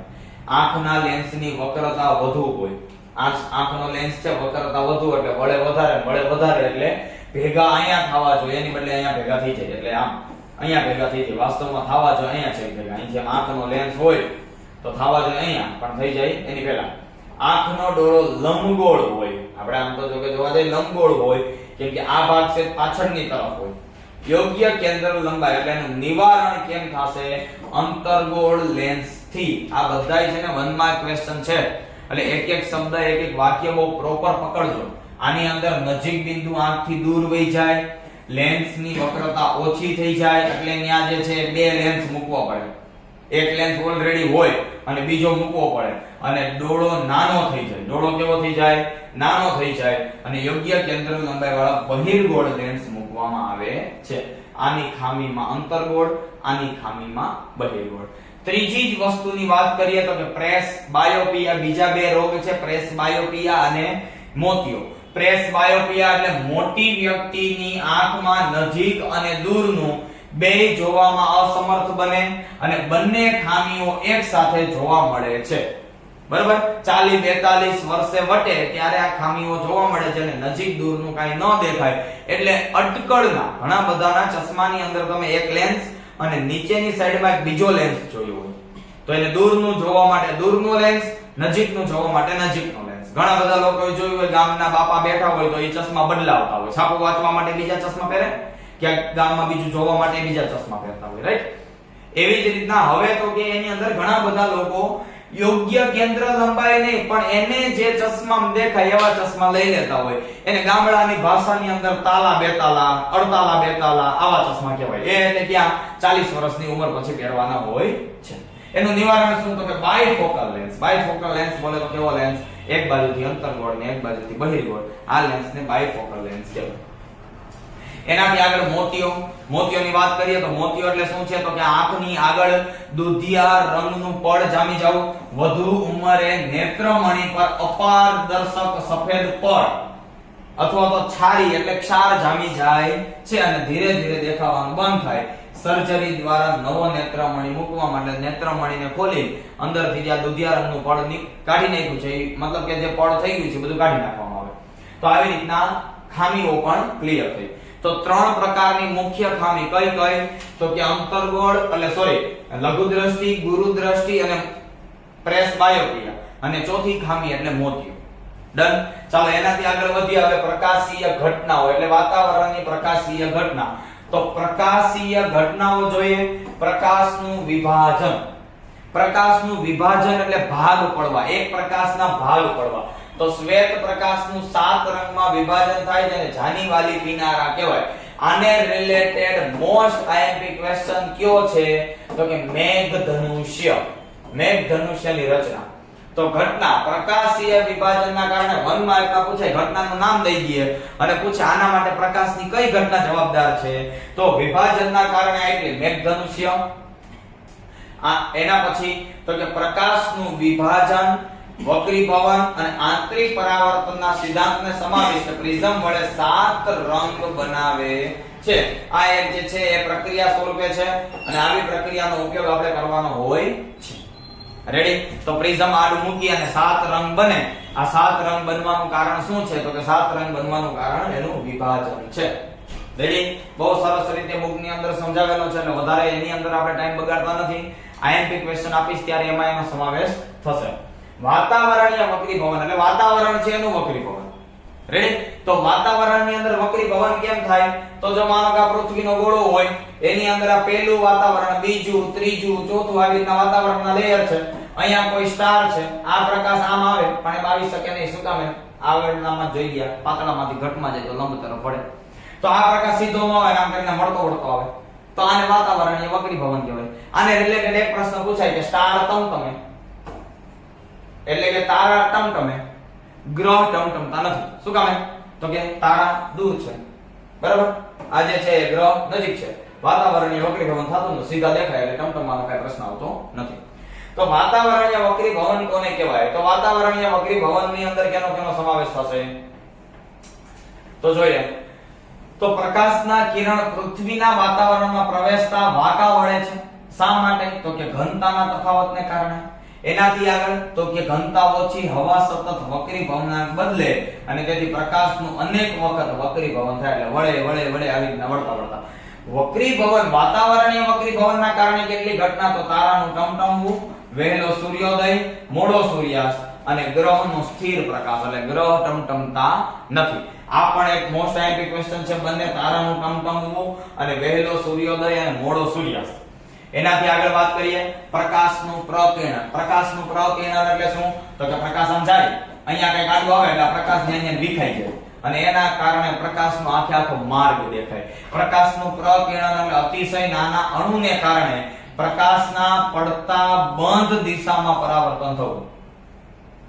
એટલે પ્રકાશ જે આવે છે એ પ્રકાશ આખો વિખાઈ જાય એના કારણે આખો લીસોટો દેખાય.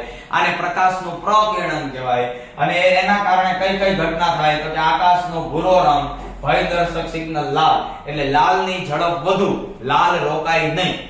બરાબર? તો લાલ દૂર સુધી જાય એટલે સિગ્નલો બધા લાલ છે, પણ બ્લુ રોકાઈ જાય એટલે બ્લુ જે છે એ વાદળ બ્લુ આપણને દેખાય છે. આનાથી ઘણી બધી ઘટનાઓ, ઘણા બધા કલરો આપણને ખબર હોવા જોઈએ. રેડી? આને રિલેટેડ એક વાત કરું. 1 માર્કના ક્વેશ્ચન ની અંદર અવારનવાર આવી શકે. અહીંયા હું ફટાફટ લખી દઉં છું, મારી સાથે જ લખતા જાજો. સૌથી વધુ વેગ કયો કલર આવશે? લાલ કલર. સૌથી વધુ વેગ. પછી સૌથી ઓછો વેગ. સૌથી ઓછો વેગની અંદર કોણ આવશે? જાંબલી. જેનો વેગ વધુ એનું વક્રીભવનાંક ઓછું એટલે આ લાલ કલરનો વક્રીભવનાંક કેવો હશે? ખૂબ ઓછો. અને આનો વક્રીભવનાંક કેવો હશે? ખૂબ વધુ. આનો વક્રીભવનાંક કેવો હશે? ખૂબ વધુ. એનાથી આગળ વાત કરીએ તો કે પ્રકાશનું પ્રકિરણ. બરાબર? તો લાલ કલરમાં પ્રકાશનું પ્રકિરણ ખૂબ ઓછું. રેડી? અને વાદળી રંગમાં પ્રકાશનું પ્રકિરણ ખૂબ વધુ. ડન? ચાલો આટલું લખી લો 1 માર્ક ની અંદર.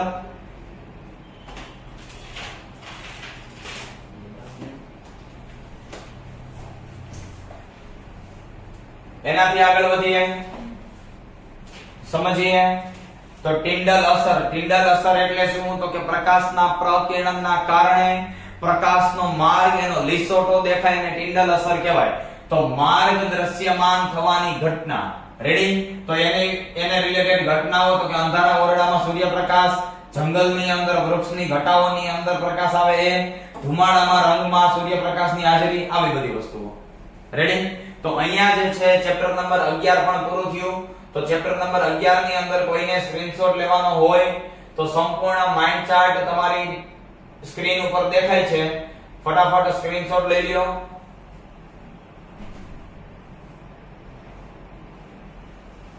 તો અહીંયા ચેપ્ટર નંબર 11 કમ્પ્લીટ થયું. હવે આપણે આનાથી આગળ તો કે આ એક આખો પોર્શન પ્રકાશનો પૂરો થયો. હવે બીજો પોર્શન એટલે વિદ્યુતના બંને ચેપ્ટર સમજીએ અને ધીમે ધીમે એની અંદર આગળ વધીએ. ચાલુ કરીએ ચેપ્ટર નંબર 12 વિદ્યુત. ચેપ્ટર નંબર 12 ની અંદર વિદ્યુતની અંદર પહેલા તો બધા વિદ્યુતના પેરામીટરો 1 બાય 1 વિદ્યુત ભાર, વિદ્યુત પ્રવાહ, વિદ્યુત સ્થિતિમાન. તો ખાસ સમજો કે આ ત્રણેયની સંજ્ઞા, એકમ, સૂત્ર અને વ્યાખ્યા. આટલું સેક્શન એ માટે ખૂબ જરૂરી છે. તો જોઈએ વિદ્યુત ભાર. પહેલા તો વિદ્યુત ભાર બે જ છે, ધન વિદ્યુત ભાર અને ઋણ વિદ્યુત ભાર. ધન ઓળખાય પ્રોટોનના નામે અને ઋણ ઓળખાય ઇલેક્ટ્રોનના નામે. રેડી? આ બંને વિદ્યુત ભાર અને બંનેનું મૂલ્ય કેટલું છે? તો કે બંનેનું મૂલ્ય 1.6 ગુણ્યા 10 ની -19 ઘાત કુલમ્બ. પ્રશ્ન એ થાય શા માટે કુલમ્બ? તો વિદ્યુત ભારની શોધ કુલમ્બ નામના વૈજ્ઞાનિકે કરેલી છે માટે.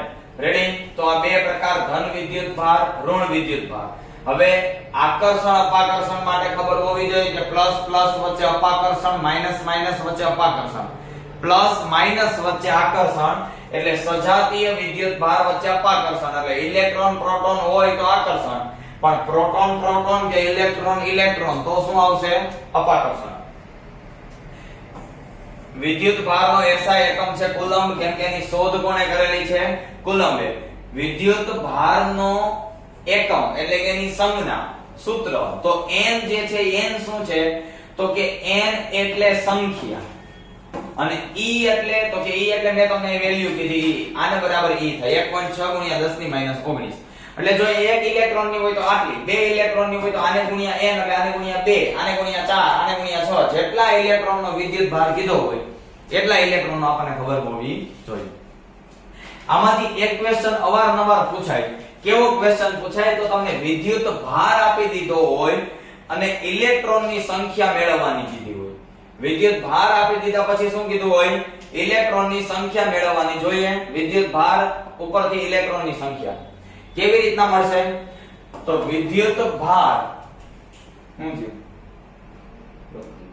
ઓટોમેટિક બંધ થઈ ગયો. આમાં બંધ થઈ ચાલુ. ગયું. એટલે વિડિયો કટ ન થયો ને? ના, વિડિયો પ્લે જ છે. પ્લે છે. તો કટ શું થયું? કાઈ ઓય, નથી. બંધ થઈ ગયું. સ્ક્રીન બંધ થઈ ગઈ. સ્ક્રીન તો બંધ થઈ જ જાય. હા, તો 2 મિનિટમાં બંધ થઈ જાય. ડિસ્પ્લે આ ને એવું થઈ ગયું.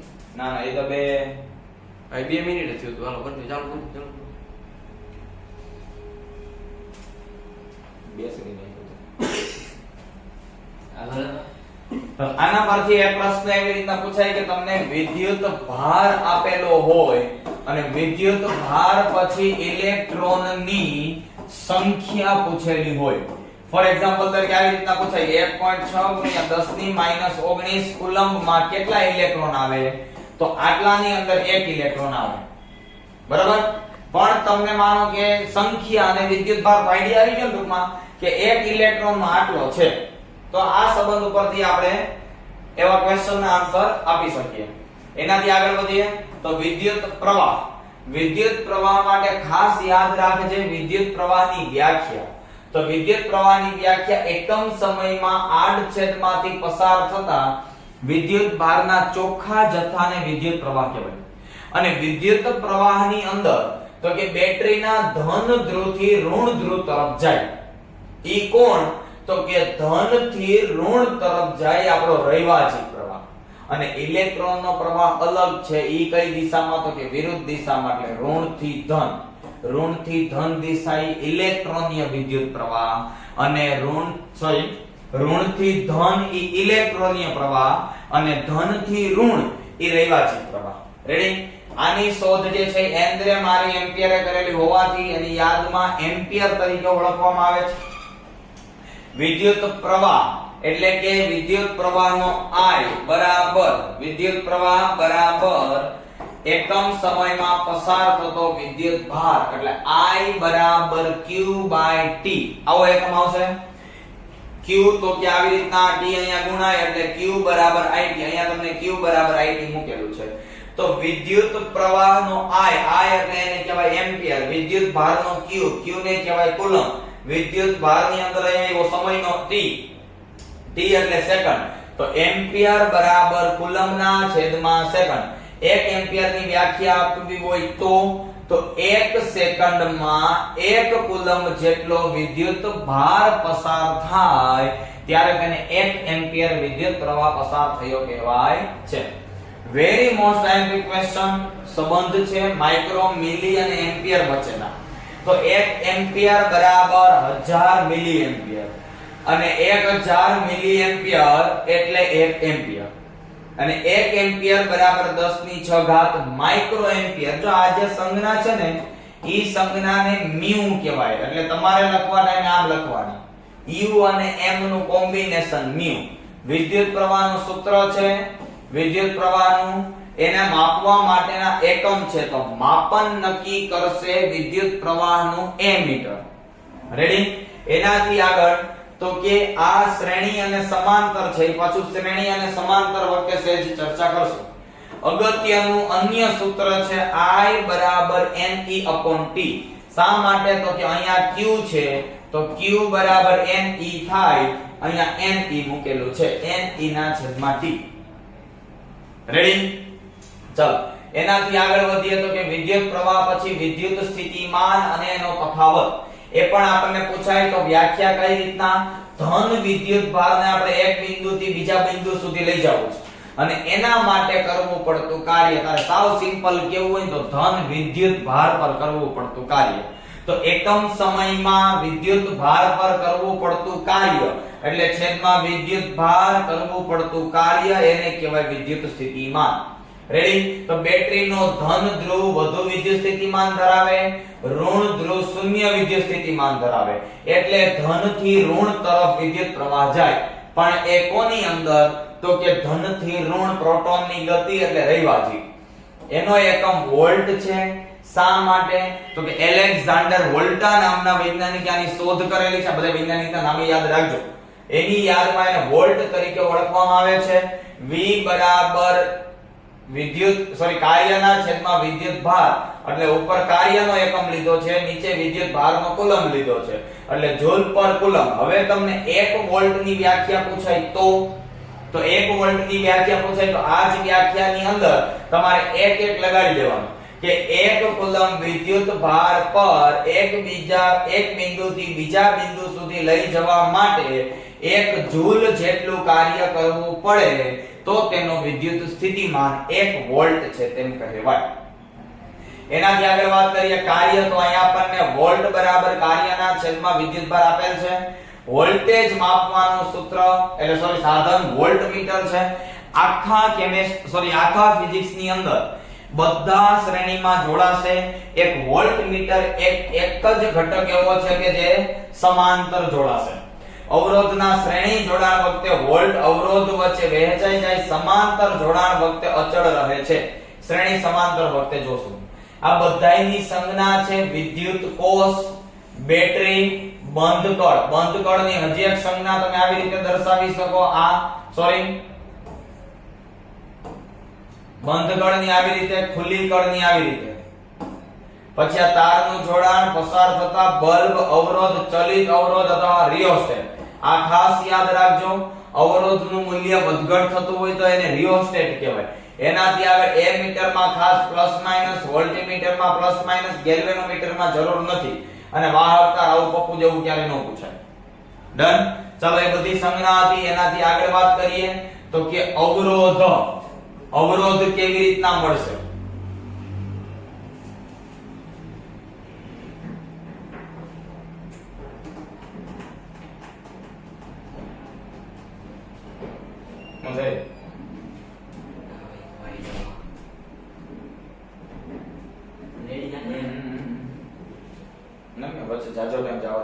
ખબર પડે કે ઓડિયો નથી એટલે કાપવાનું. ખાલી 10 સેકન્ડ ઉભો રહો તો એ વિડિયો અપલોડ થઈ જાય ચડી. આ તો આપણી સ્ક્રીન ઓફ થઈ ગઈ ને. સ્ક્રીન ઓફ થઈ ગઈ. હાલ પૂરું. ચાલો આગળ વધીએ. કરીએ અવરોધ. તો અવરોધ શું છે? તો કે વિદ્યુત સ્થિતિમાન અને વિદ્યુત પ્રવાહનો ગુણોત્તર. એવું આપ્યું કોને? તો અવરોધ ઓહમે. ખાસ યાદ રાખજે ઓહમનો પ્રયોગ. તો ફટાફટ અહીંયા તમને ઓહમનો પ્રયોગ સમજાવી દઉં. ઓહમનો પ્રયોગ જે છે એને શું કર્યું? તો કે કોઈ એક અવરોધને સમાંતર વોલ્ટમીટર, અહીંયા જે છે એમ્પિયર મીટર, એનાથી આગળ અહીંયા બેટરી જોડી, અહીંયા જે છે અહીંયા જે છે બેટરીની આગળ કળ જોડી. રેડી? હવે એને આ બેટરી કેવી? તો કે પ્રત્યેક બેટરી 1.5 વોલ્ટની. તો પહેલા જે છે બેટરી મેળવી, તો પહેલા એક બેટરી, પછી 2, પછી 3, પછી 4 આવી રીતના જોડતા ગયા અને એના આધારે વોલ્ટ કેટલા બન્યા? તો પહેલા એક બેટરીના 1.5, આના 3, આના જે છે 4.5 અને આના 6. દર વખતે વોલ્ટ એટલા મળ્યા. આ બે એકમની અંદર અહીંયા તો મૂલ્ય મળી ગયા. આનું મૂલ્ય કેવું મળ્યું? તો 0.1 એમ્પિયર, 0.2 એમ્પિયર, 0.3 એમ્પિયર અને 0.4 એમ્પિયર. એટલે એનો મતલબ કે આ શું મળ્યું? એનો વિદ્યુત પ્રવાહ. આવા અવલોકન પરથી ભાઈ બોહરે શું કીધું? એને એવું કીધું કે V ચલે છે I. એનો મતલબ કે તમે બેટરી વધારો એમ વિદ્યુત પ્રવાહ વધશે. એક વધે તો બીજું વધે. V ચલે છે I. તો ખાસ ધ્યાન રાખ, એક્ઝામ ની અંદર તો અહીંયા વધુમાં વધુ કન્ફ્યુઝ થાય છે. એક્ઝામમાં એવું પૂછાય કે ઓહમના નિયમ પ્રમાણે શું આવશે? તો કે વિદ્યુત સ્થિતિમાન અને વિદ્યુત પ્રવાહ વચ્ચેનો સંબંધ શું છે? અથવા તો આવું તમને આપેલું હોય કે V વધે એમ I વધે, વોલ્ટેજ વધે એમ I. આમાં ઘણી વખત એમ પણ કીધેલું હોય, આવું પણ સૂત્ર તમે ભણી ગયા છો, V IR. એટલે અહીંયા એવું કહેશે કે V નો ફેરફાર જેટલો I અને R નો ફેરફાર હોય, પણ ખાસ સમજજે R માં ફેરફાર ન થાય. R અચળ છે. એટલે ઓહમના નિયમ પ્રમાણે તારે શું કહેવું પડે? V ચલે છે I એટલે V વધે તો I વધે. આ થઈ ગયો ઓહમનો નિયમ અને ઓહમનો પ્રયોગ. બરાબર? તો ઓહમ એટલે V ચલે છે I, આવી રીતના V નું સૂત્ર બન્યું, એમાં R ને સૂત્રનો કરતા બનાવ્યો એટલે અંશમાંથી છેદમાં ગયો. એકમ જે છે ઓહમ, આ સંજ્ઞા જે છે ઓમેગા.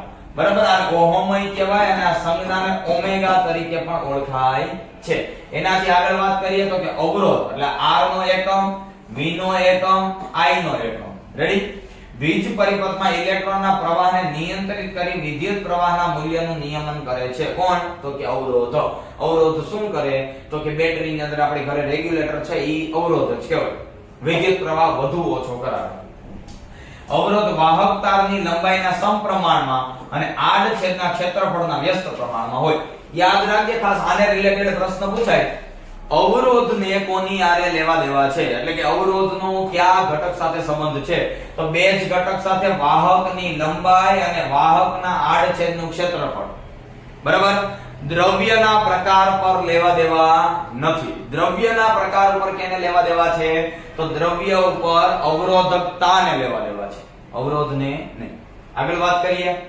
R ચલે છે એટલે આ શું કીધું કે વાહક તારની લંબાઈના સમપ્રમાણમાં. એટલે લંબાઈના સમપ્રમાણમાં R ચલે છે L બાય જે છે ક્ષેત્રફળના વ્યસ્ત પ્રમાણમાં. હવે તો કે ચલે છે દૂર કરવો હોય તો અવરોધ અચળાંક મૂકવું પડે. એટલે આ ρ મૂકી તો અવરોધકતા અચળાંક. ρ ને સૂત્રનો કરતા બનાવ્યો તો ρ બરાબર R under R into L by A. એટલે આ ρ શું છે? ઈ અવરોધકતા છે. રેડી? તો અવરોધકતાનો એકમ ઓમેગા મીટર. શા માટે? તો કે અવરોધકતાનો ઓમેગા, લંબાઈનો મીટર અને ક્ષેત્રફળનો મીટરનો સ્ક્વેર. તો મીટર ઉડી જાય. આ મીટર એટલે ઓમેગા ના છેદમાં મીટર. આવી રીતનો એનો એકમ આવશે. કેમ પીડીએફ માં ભૂલ હે? હા, ભૂલ. હે? છે મીટર નો સ્ક્વેર મીટર. આ સૂત્ર ભૂલ હે. આ સૂત્રમાં ભૂલ હે? હા.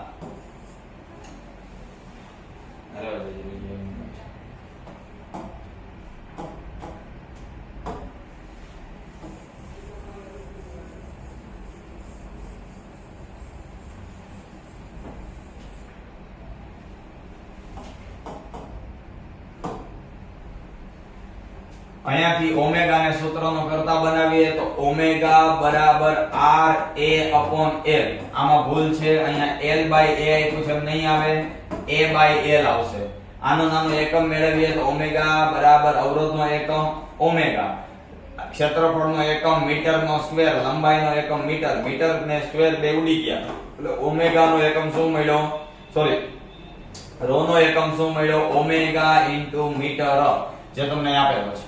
રેડી? અવરોધના વાહક તારના દ્રવ્યની લાક્ષણિક ગુણધર્મ છે. એવું તો અવરોધકતાનો આધાર કેના ઉપર છે? દ્રવ્યની લાક્ષણિકતા ઉપર છે. ચાલો ક્લિયર આટલું? એનાથી આગળ વધીએ, સમજીએ તો વિદ્યુત પ્રવાહની તાપીય અસર ઉપર આગળ વધીએ. ચાલો જોઈએ વિદ્યુત પ્રવાહની તાપીય અસર. પહેલી જ વસ્તુ વિદ્યુત પ્રવાહની તાપીય અસર એટલે શબ્દ જ એવું કહી દે છે, વિદ્યુત પ્રવાહ પસાર થાય ત્યારે એની અંદર તાપ એટલે ઉષ્મા એટલે ગરમી જોવા મળે છે. તો વિદ્યુત વાહકમાંથી વિદ્યુત પ્રવાહ પસાર કરતા ઇલેક્ટ્રોન અન્ય ઇલેક્ટ્રોન સાથે ઘસારાને કારણે, એના કારણે આયનો સાથે અથડાય અને ગરમી ઉત્પન્ન થાય. આપણે જે કાંઈ તાર ગરમ થઈ જાય, કોઈ ઉપકરણ ગરમ થઈ જાય, એનું કારણ શું છે? તો કે ઇલેક્ટ્રોન પ્રોટોન એકબીજા સાથે અથડાવાની ક્રિયા. આ ઘટનાને જૂલનો નિયમ કહેવાય. ખાસ યાદ રાખજો, વિદ્યુત પ્રવાહની તાપીય અસર કયા નામે ઓળખાય છે? જૂલના નિયમના નામે ઓળખાય. એનાથી આગળ જૂલનો નિયમ H I2RT. એની કેલ્ક્યુલેશન બેઝ છે, પણ કેલ્ક્યુલેશન બેઝ પૂછાતી નથી એટલે આમાં મેં ખાલી સૂત્ર જણાવેલું છે. પણ આમાંથી એક પ્રશ્ન એવો પૂછાય કે જૂલનો નિયમ કે વિદ્યુત પ્રવાહની તાપીય અસર કેના પર આધાર રાખે? ત્રણ વસ્તુ ઉપર આધાર રાખે, તો કે વિદ્યુત પ્રવાહના વર્ગ ઉપર, અવરોધ ઉપર અને વિદ્યુત પ્રવાહ પસાર થવાના ટાઈમ કહેતા સમય ઉપર. ત્રણ વસ્તુ ઉપર આધાર રાખે છે.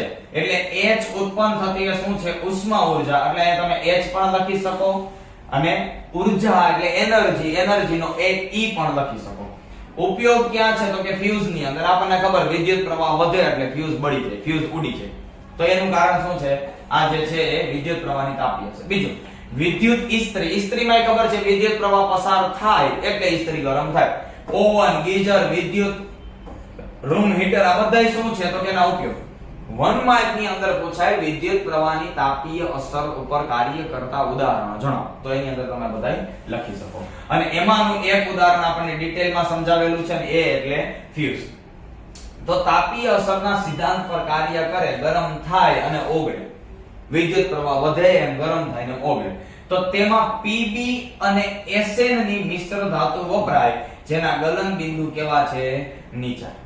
બરાબર? તો એનાથી આગળ વાત કરીએ તો કે ફ્યુઝ ને હંમેશા જીવંત તારમાં શ્રેણીમાં જોડવામાં આવે. હવે આ જીવંત તાર વાળું એટલે જીવંત તાર એટલે જેને આપણે લાઈવ વાયર કહીએ. આના પછીના ચેપ્ટર ની અંદર આવશે લાઈવ વાયર લાલ કલરનો, તો એમાં જોડવામાં આવે.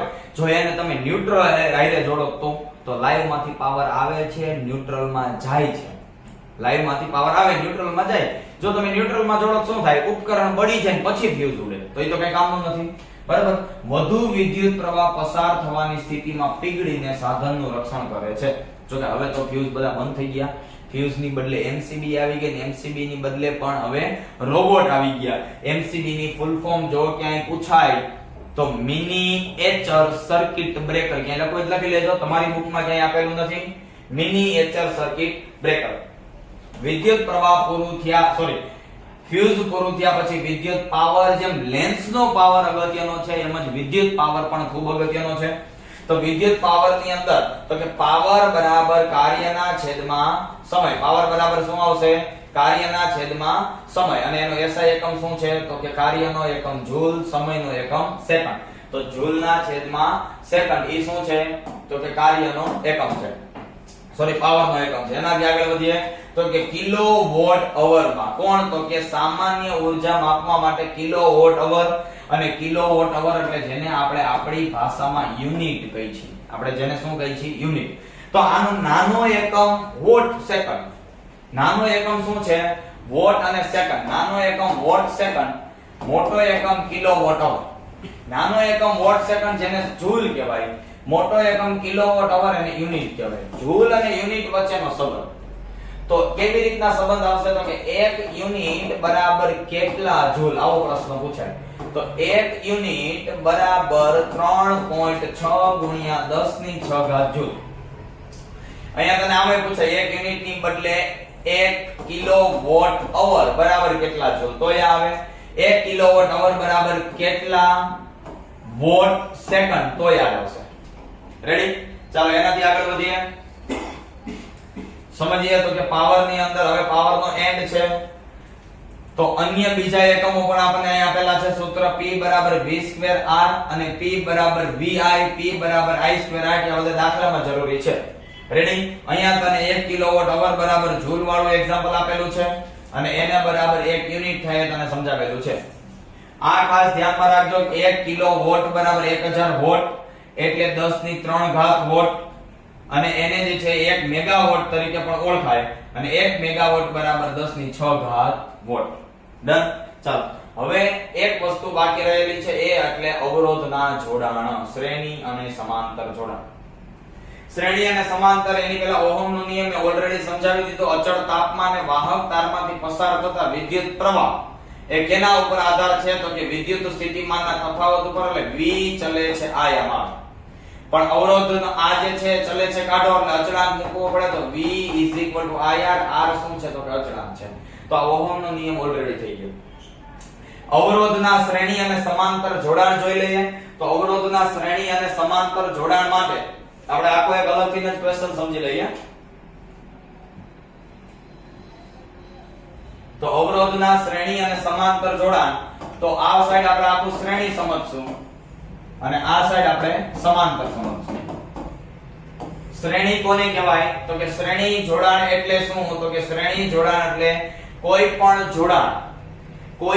જોડાણ કેવું છે તો કે એના માટેનો માર્ગ એક જ છે. માર્ગ કેવો છે? એક જ. એટલે આ 1 આ 2 આ 3 બરાબર. અહીંયા સીધી બેટરી જોડેલી હોય અને અહીંયા જે છે એ કળ જોડેલી હોય તો આવા જોડાણને શ્રેણી જોડાણ કહેવાય.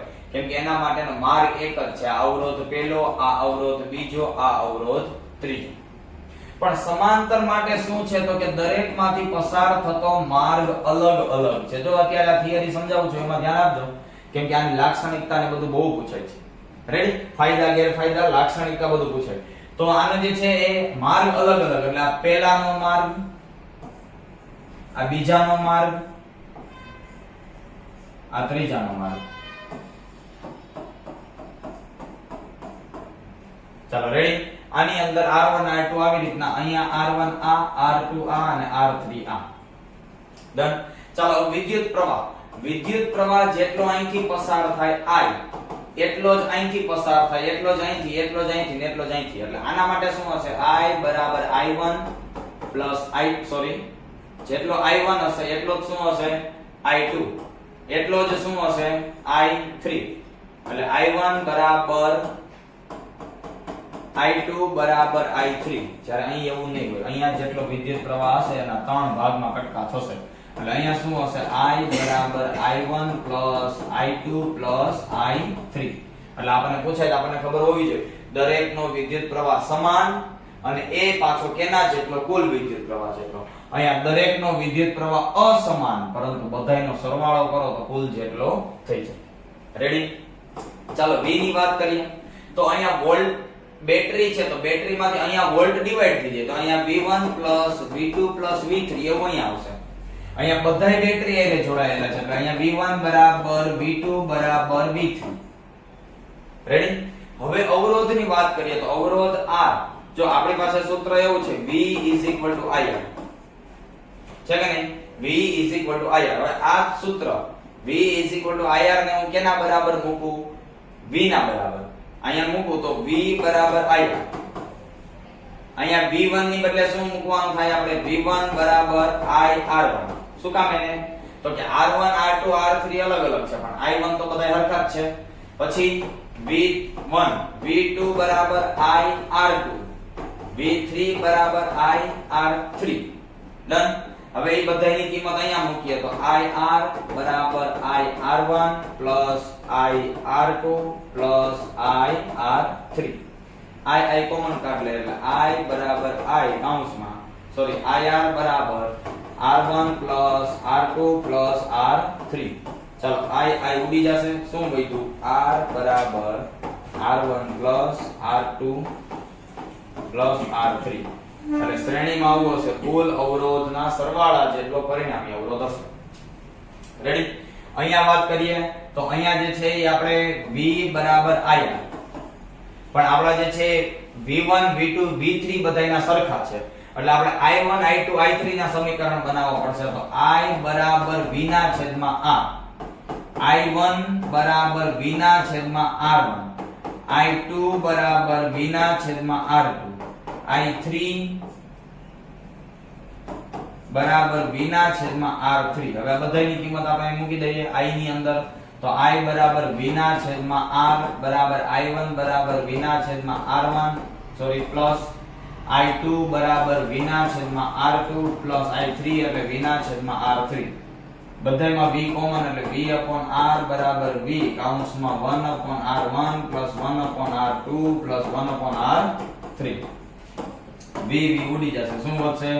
1 upon R બરાબર 1 upon R1 plus 1 upon R2 plus 1 upon R3. તો આ વાત થઈ ગઈ સમાંતરની. બંનેની અંદર નિયમને એવું એડ કરતું જવાનું, બાકી તમે આટલું લખો એટલે ચાલે. હવે આમાં તમારે ખાલી વાક્ય જે હું વચ્ચે વચ્ચે બોલ્યો એડ કરવાના રહ્યા. એક તમારે અહીંયા મૂકવાનું થાય, એક અહીંયા મૂકવાનું થાય ને અહીંયા મૂકવાનું થાય. બરાબર?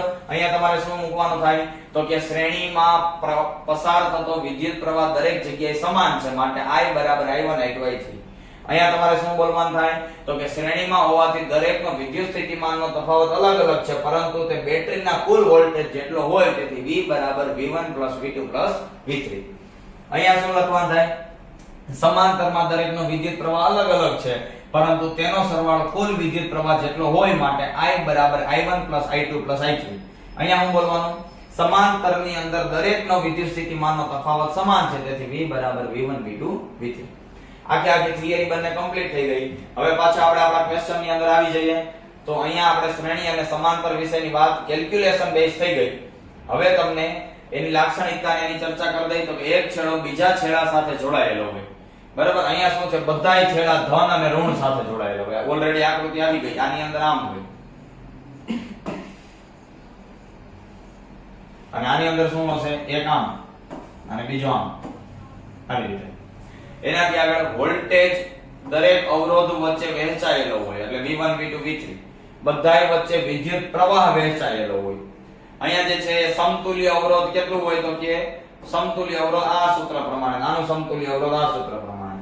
અહીંયા વિદ્યુત પ્રવાહ અચળ હોય અને વિદ્યુત સ્થિતિમાન અચળ હોય. રેડી?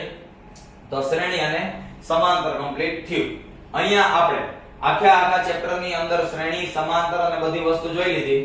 હવે તમારે આખી મતલબ કે પેજ ની અંદર જો સ્ક્રીનશોટ લેવાનો હોય તો ફટાફટ ચેપ્ટર નંબર 12 આખું કમ્પ્લીટ થઈ ગયું છે.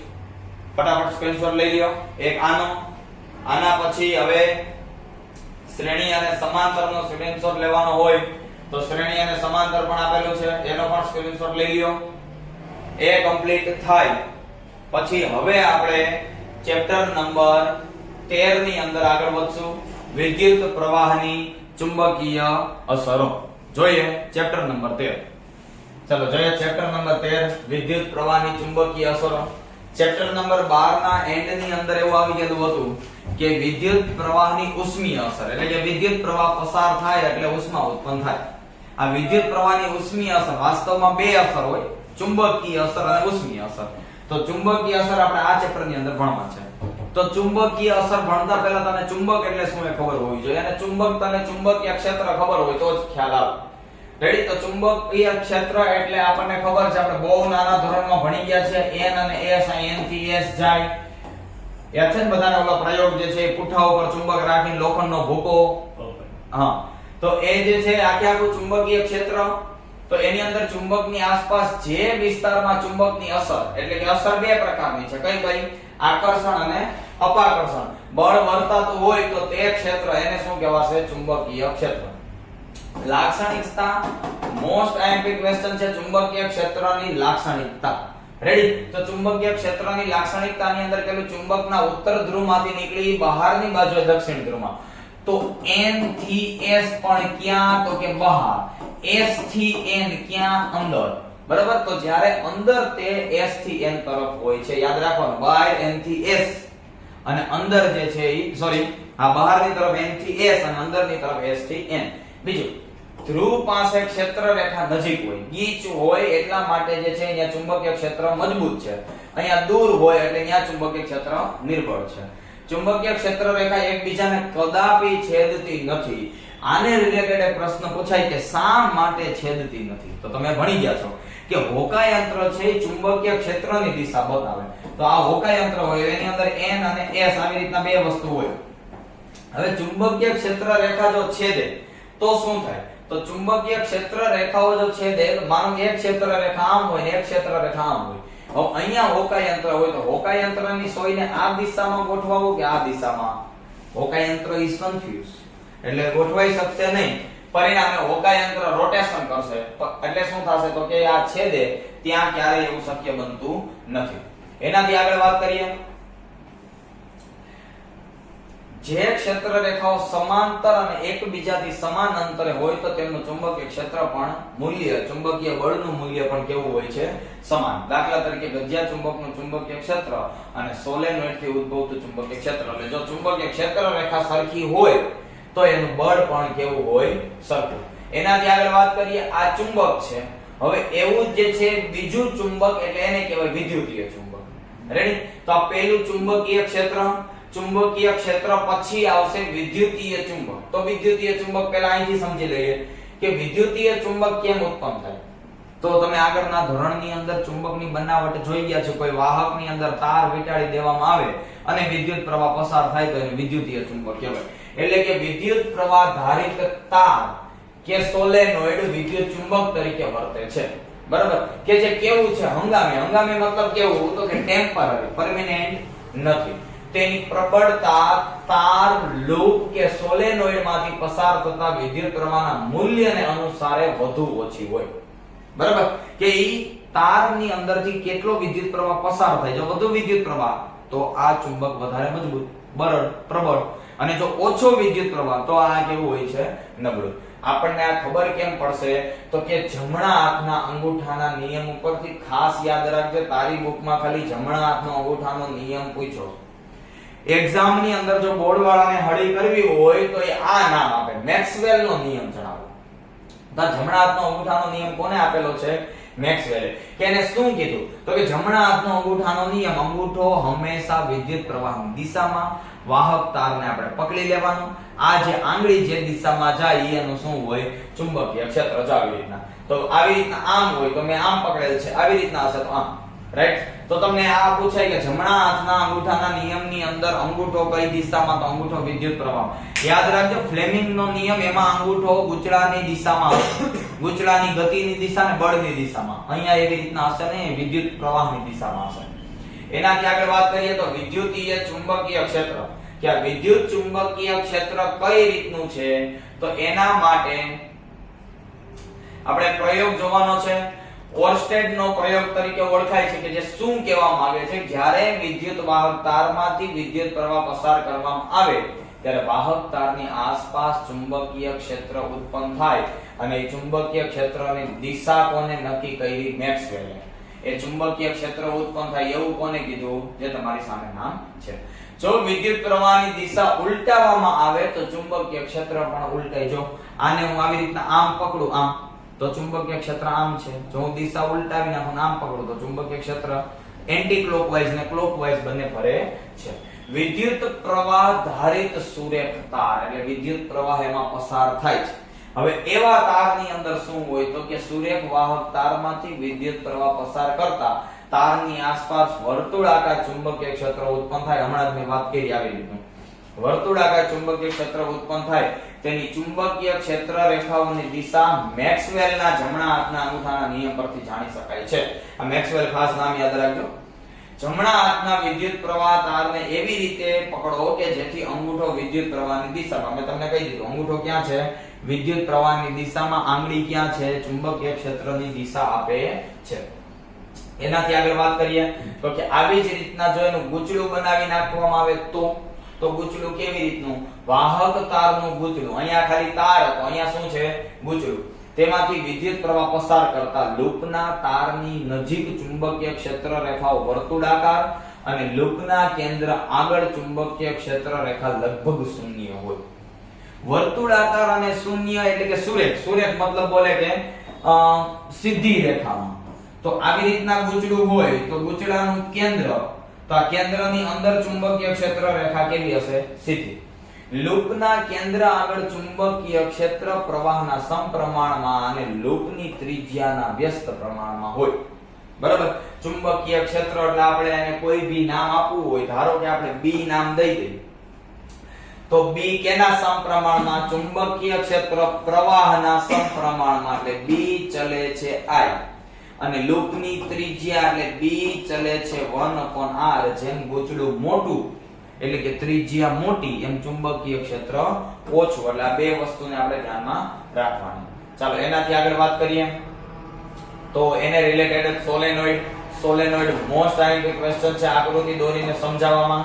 તેમાંથી પ્રવાહ પસાર કરતા ઉત્પન્ન થતું ચુંબકીય ક્ષેત્ર ગજિયા ચુંબક જેવું હોય છે. એટલે કે આ માનો કે ગજિયો ચુંબક હોય, અહીંયા N અને અહીંયા S, તો આનું ચુંબકીય ક્ષેત્ર N થી S આ રીતે હોય. તો એવી જ રીતના માનો કે અહીંયા સોલેનોઇડ હોય,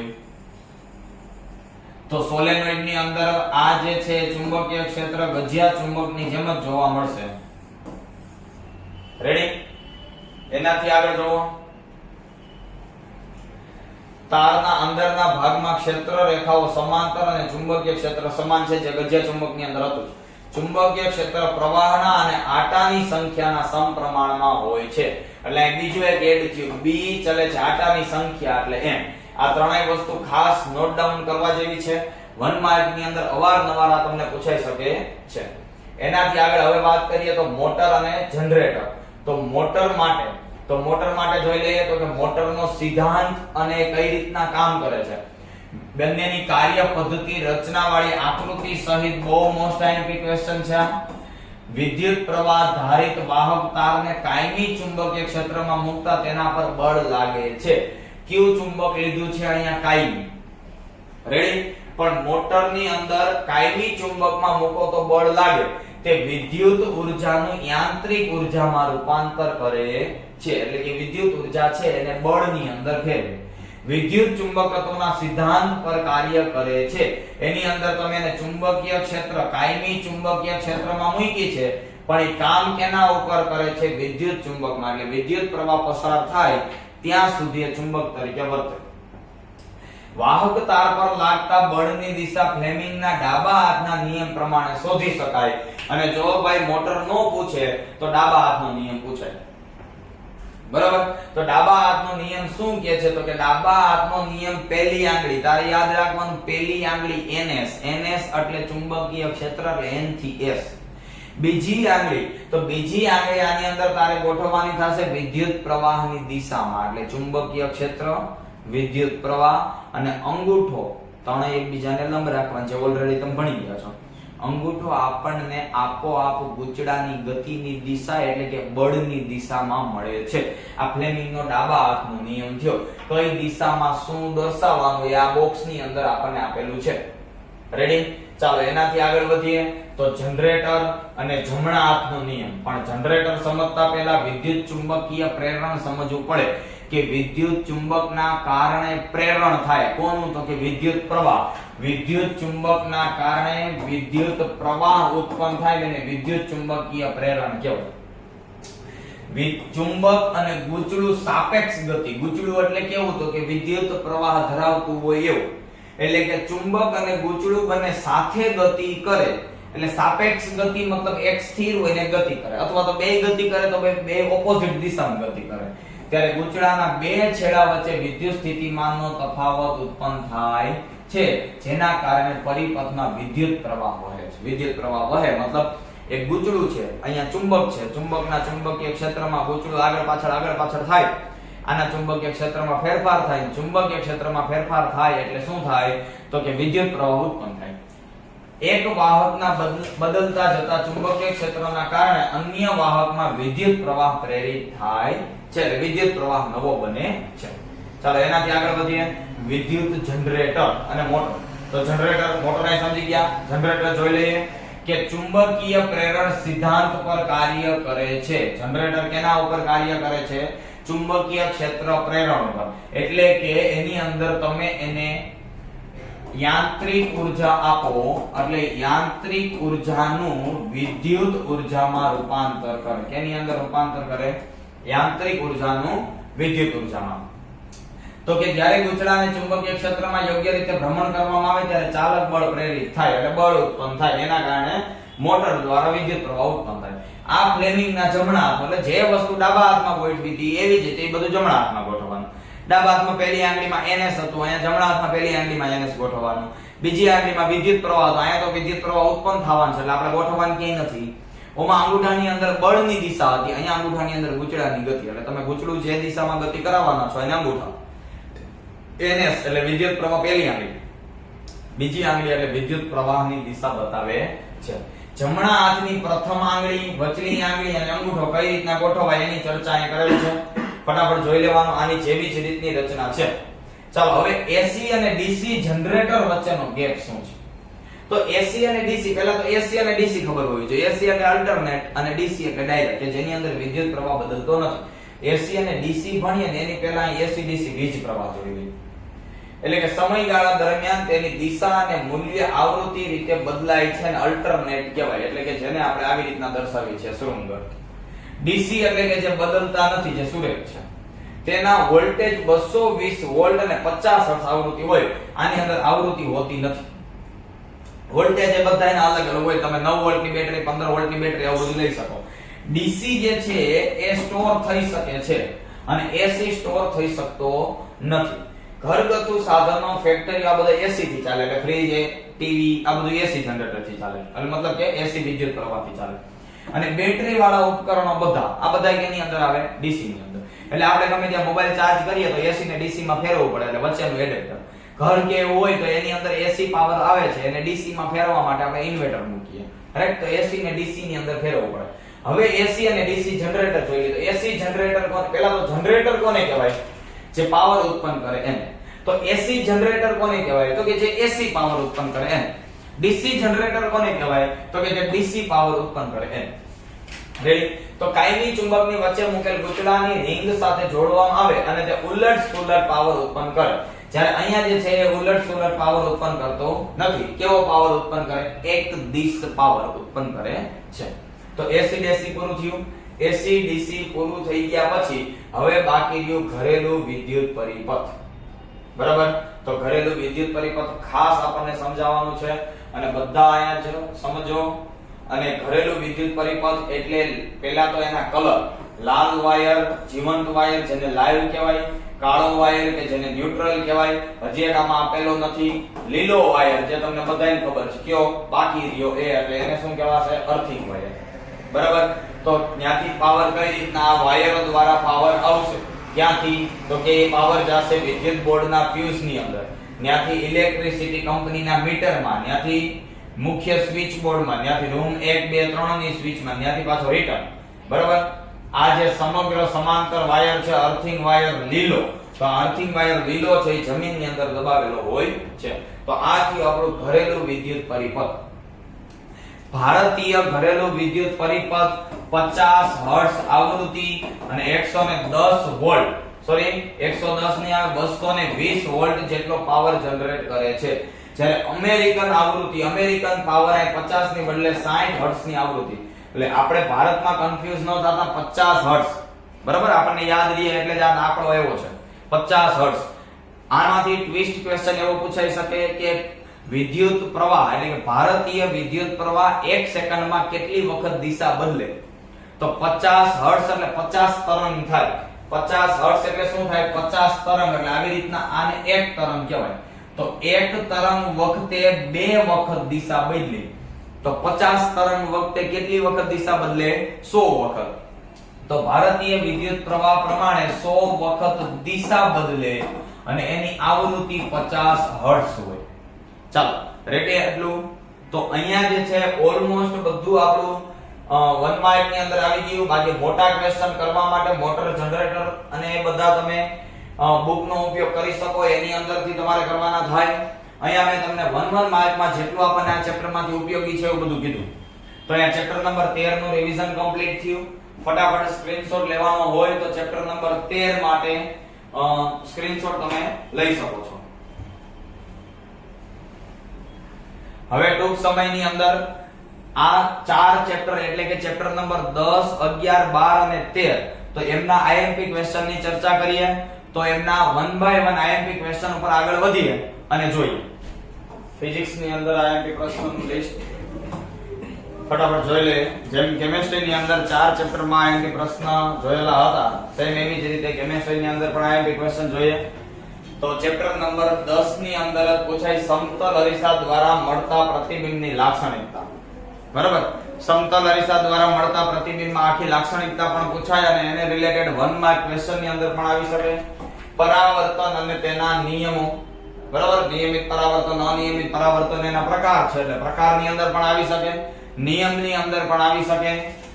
કિરણાકૃતિ બધી લેન્સ અને અરીસાની, રાઈટ. તો કોઈ પણ જગ્યાએ કિરણાકૃતિ આકૃતિ દોરવાની પણ કહે અને આકૃતિ દોર્યા વગર ખાલી એમને પૂછે કે C ઉપર હોય કે F ઉપર હોય તો પ્રતિબિંબ ક્યાં મળશે, કેવું મળશે.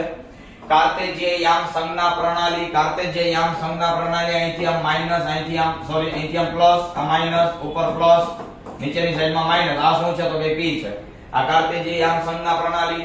પાર્શ્વીય સ્થાનાંતર અને પ્રિઝમ, જે સ્લેબ વાળું આપણે જે રિવિઝન વખતે કરેલ છે તે. લેન્સનો પાવર સૂત્ર અને આમાંથી તો તમને દાખલા પણ પૂછાઈ શકે. એનાથી આગળ નિરપેક્ષ વક્રી ભવનાંકના મૂલ્ય અને નિરપેક્ષ વક્રી ભવનાંકને રિલેટેડ એક પ્રશ્ન પૂછાય છે કયો તો કે નિરપેક્ષ વક્રી ભવનાંકનું મૂલ્ય હંમેશા કેટલું હોય તો કે 1 કરતા વધારે હોય. બરાબર, નિરપેક્ષ વક્રી ભવનાંકનું મૂલ્ય 1+ હોય. ચાલો, આટલા ક્વેશ્ચન ચેપ્ટર નંબર 10 ની અંદર. એનાથી આગળ જોઈએ ચેપ્ટર નંબર 11. તો ચેપ્ટર નંબર 11 માં માનવ આંખ રચના અને પ્લસ આકૃતિ સાથે. તો માનવ આંખ રચના અને આકૃતિ, ખામી અને ખામીનું નિવારણ. એમાં 3 ખામી આવી શકે. આમ તો જો કે 4 કઈ લઘુ દ્રષ્ટિ, ગુરુ દ્રષ્ટિ, પ્રેસબાયોપિયા અને મોતિયો. એનાથી આગળ પ્રિઝમમાં વક્રી ભવન અને 7 પ્રકાશમાં વિભાજન. મેઘધનુષ્ય વાળી એકમાંથી 7 પ્રકાશ બને તે. અને મેઘધનુષ્ય વાતાવરણીય વક્રી ભવનાંકમાં તારામાં ટમટમવું, વહેલો સૂર્યોદય અને મોડો સૂર્યાસ્ત. બરાબર, આ બંને પ્રક્રિયા જે છે તારાના ટમટમવાની અંદર આવે. પ્રકાશનું પ્રકિરણન અને પ્રકાશના પ્રકિરણનની હારે આના જેવો જ પ્રશ્ન પૂછાઈ શકે એટલે ટિન્ડલ અસર. રેડી? એનાથી આગળ વધીએ ચેપ્ટર નંબર 11 પછી ચેપ્ટર નંબર 12. તો ચેપ્ટર નંબર 12 ની અંદર અગત્યના પ્રશ્નની અંદર પહેલો જ પ્રશ્ન વિદ્યુત પ્રવાહ, વ્યાખ્યા, સૂત્ર, એકમ અને સંજ્ઞા. કઈ પણ વસ્તુ પૂછાઈ શકે અને એને રિલેટેડ કોઈ પણ સાધનનું નામ. ખાસ સમજો, ફિઝિક્સ કેમિસ્ટ્રીના 1 માર્ક ક્વેશ્ચન માટે આપણે પાછું હજી લાસ્ટમાં એક વિડિયો આની અંદર એડ કરવાના છે. તો 1 માર્ક ક્વેશ્ચનનો આગ્રહ એમાંથી રાખવાનો. વિદ્યુત સ્થિતિમાન એટલે વોલ્ટેજ અને વિદ્યુત સ્થિતિમાનનો ફેરફાર.